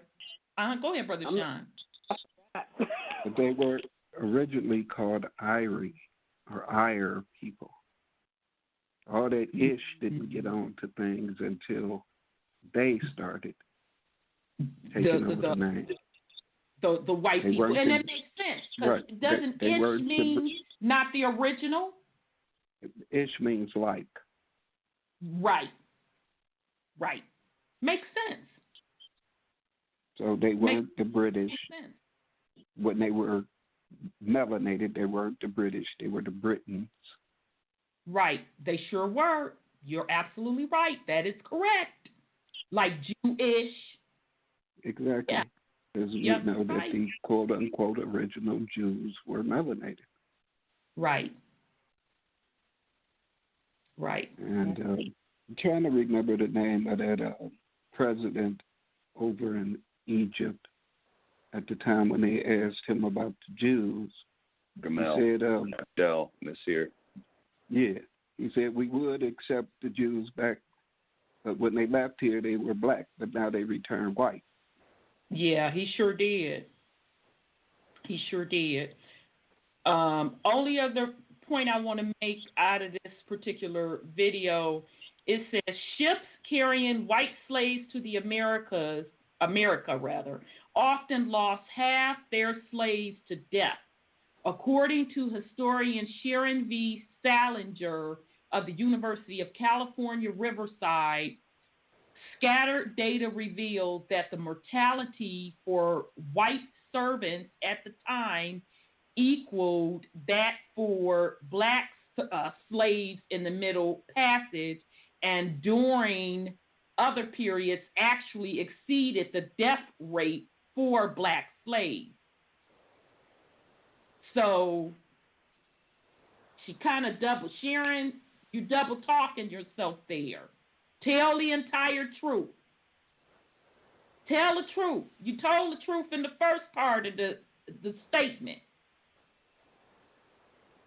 that middle passage applies to the white servant / slave. And many of them died. And quite frankly, Caucasian white people, you should be pissed and upset that happened to your ancestors. Now, weren't the Arabs slavers too out of Africa? Well, remember, Arab is made up. Isn't Arab recent and made up? I know who they are. I understand there are factors, but, it's just like, hey, they were slaving them too. The out of Africa movement. Good. Yeah, Gaddafi was the first, quote unquote, Arab leader to apologize for their part in slavery. Oh, okay. Yep. So, which Gaddafi also said he was African, but exactly. He understood. But that's what they He said, right? understood. The Arabs went in and started telling the other people, right? So that would mean the whole world outside of America already knew that white people were being enslaved and sent to America. Yep. And now they got it cushy, though. Oh, no, wait. So every time they hear black people crying about the slave trade, they just giggling on the inside like you weren't brought there. Exactly. And here's the thing. And melanated people calling themselves blacks, they're still not fucking making the connection why reparations will never be granted. They're not. And then when people like Brother Sean and I keep saying, stop talking reparations, it's about your land inheritance, they're looking at us like we're fucking crazy. Well, and that's when we said, you know what, fuck it, pack your shit and take your ass back over there. you okay? So right there, that is the moment that proves that you're not insane. See, if you're going to keep on and keep on and keep on, and they're going to keep in their stance, somebody has to change. And if you take the stance, well, if that's your mentality, go with it. Then you are the one that's matured. It's not like you're saying, hey, just die. I mean, you feel that that's your dream, and I've got the books that you proved that that's just programming. Well, right. Go be a Bushman. Exactly. There's no point anymore. If people understand what's going on, and from, like you said, there's a higher level, from a spiritual level. If we look at these prophecies, this stuff's a wrap. It says once you understand, you better get out of town. Right? These cities are cauldron. It's a pot, and we're the meat. When you look at these ponds, they're feeding off of us, right? And Bill Maher says something like, you get a knee replacement. It's 7,000 one place. It's 21,000 somewhere else, right? So he ends this argument with the parasites were going to eat the host. Again, we're the host. So we all know how this is going to end, but people have to wake up for themselves. You can't control people. They do. That's why people give up on other people. But just whatever the people say to me, I make a video and it's 1 hour or 2 hours out of my day. It doesn't mean I'm in that whole mood forever. Don't take it so hard. Well, I'm not. That's the part of giving up on something, right? Oh, I'm not going to let this affect me anymore. Yeah, absolutely. Absolutely. Okay, so we only have 6 minutes. You all and we only on page 10. I told you, y'all, and I still we haven't even scratched it. So we're gonna go with last words. Brother Lex, you have any last words for the family? Absolutely not. I'm just excited, and I'm sorry for anybody that cut off. It's just exciting information, to know what has happened to us. It's a roller coaster ride, Yeah. Of course, true, and they turn it upside down, right? So that's all I have to say. I if you don't mind, I would love to broadcast some of this to get more people involved in. Oh, absolutely. Do your thing. Do your thing. Do your thing. You guys are wonderful.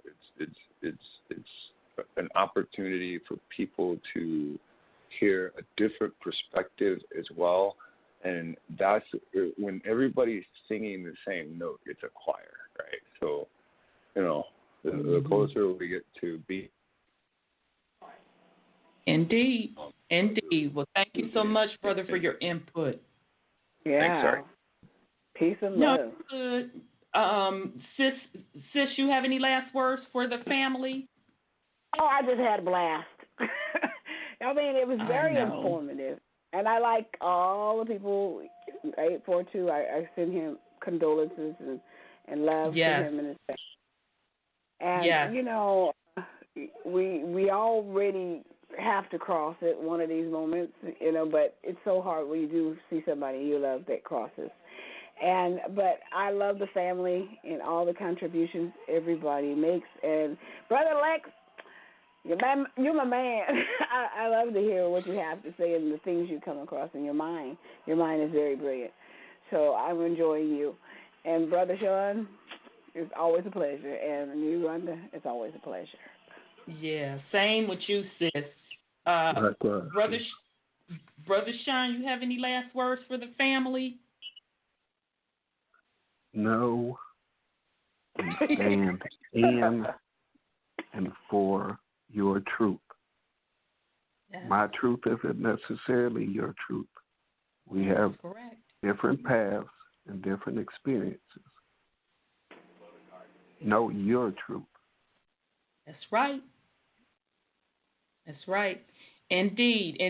So, family, thank you very much. I'm excited about this series. Again, shout out to Brother 832. He was the one that put us on to this book, and he brought it up like 3 times. I'm like, let me get this doggone book. Wow, I see what he was talking about. And condolences to you and your family, sending you peace, love, and healing. Thank you for the family callers. Sorry I couldn't bring you in. Other 661, I saw you at the last minute. So hopefully you can get back in the queue next week. So we will see you all next week for part 2 of the series. I love you much, family. Peace and love. Peace and love.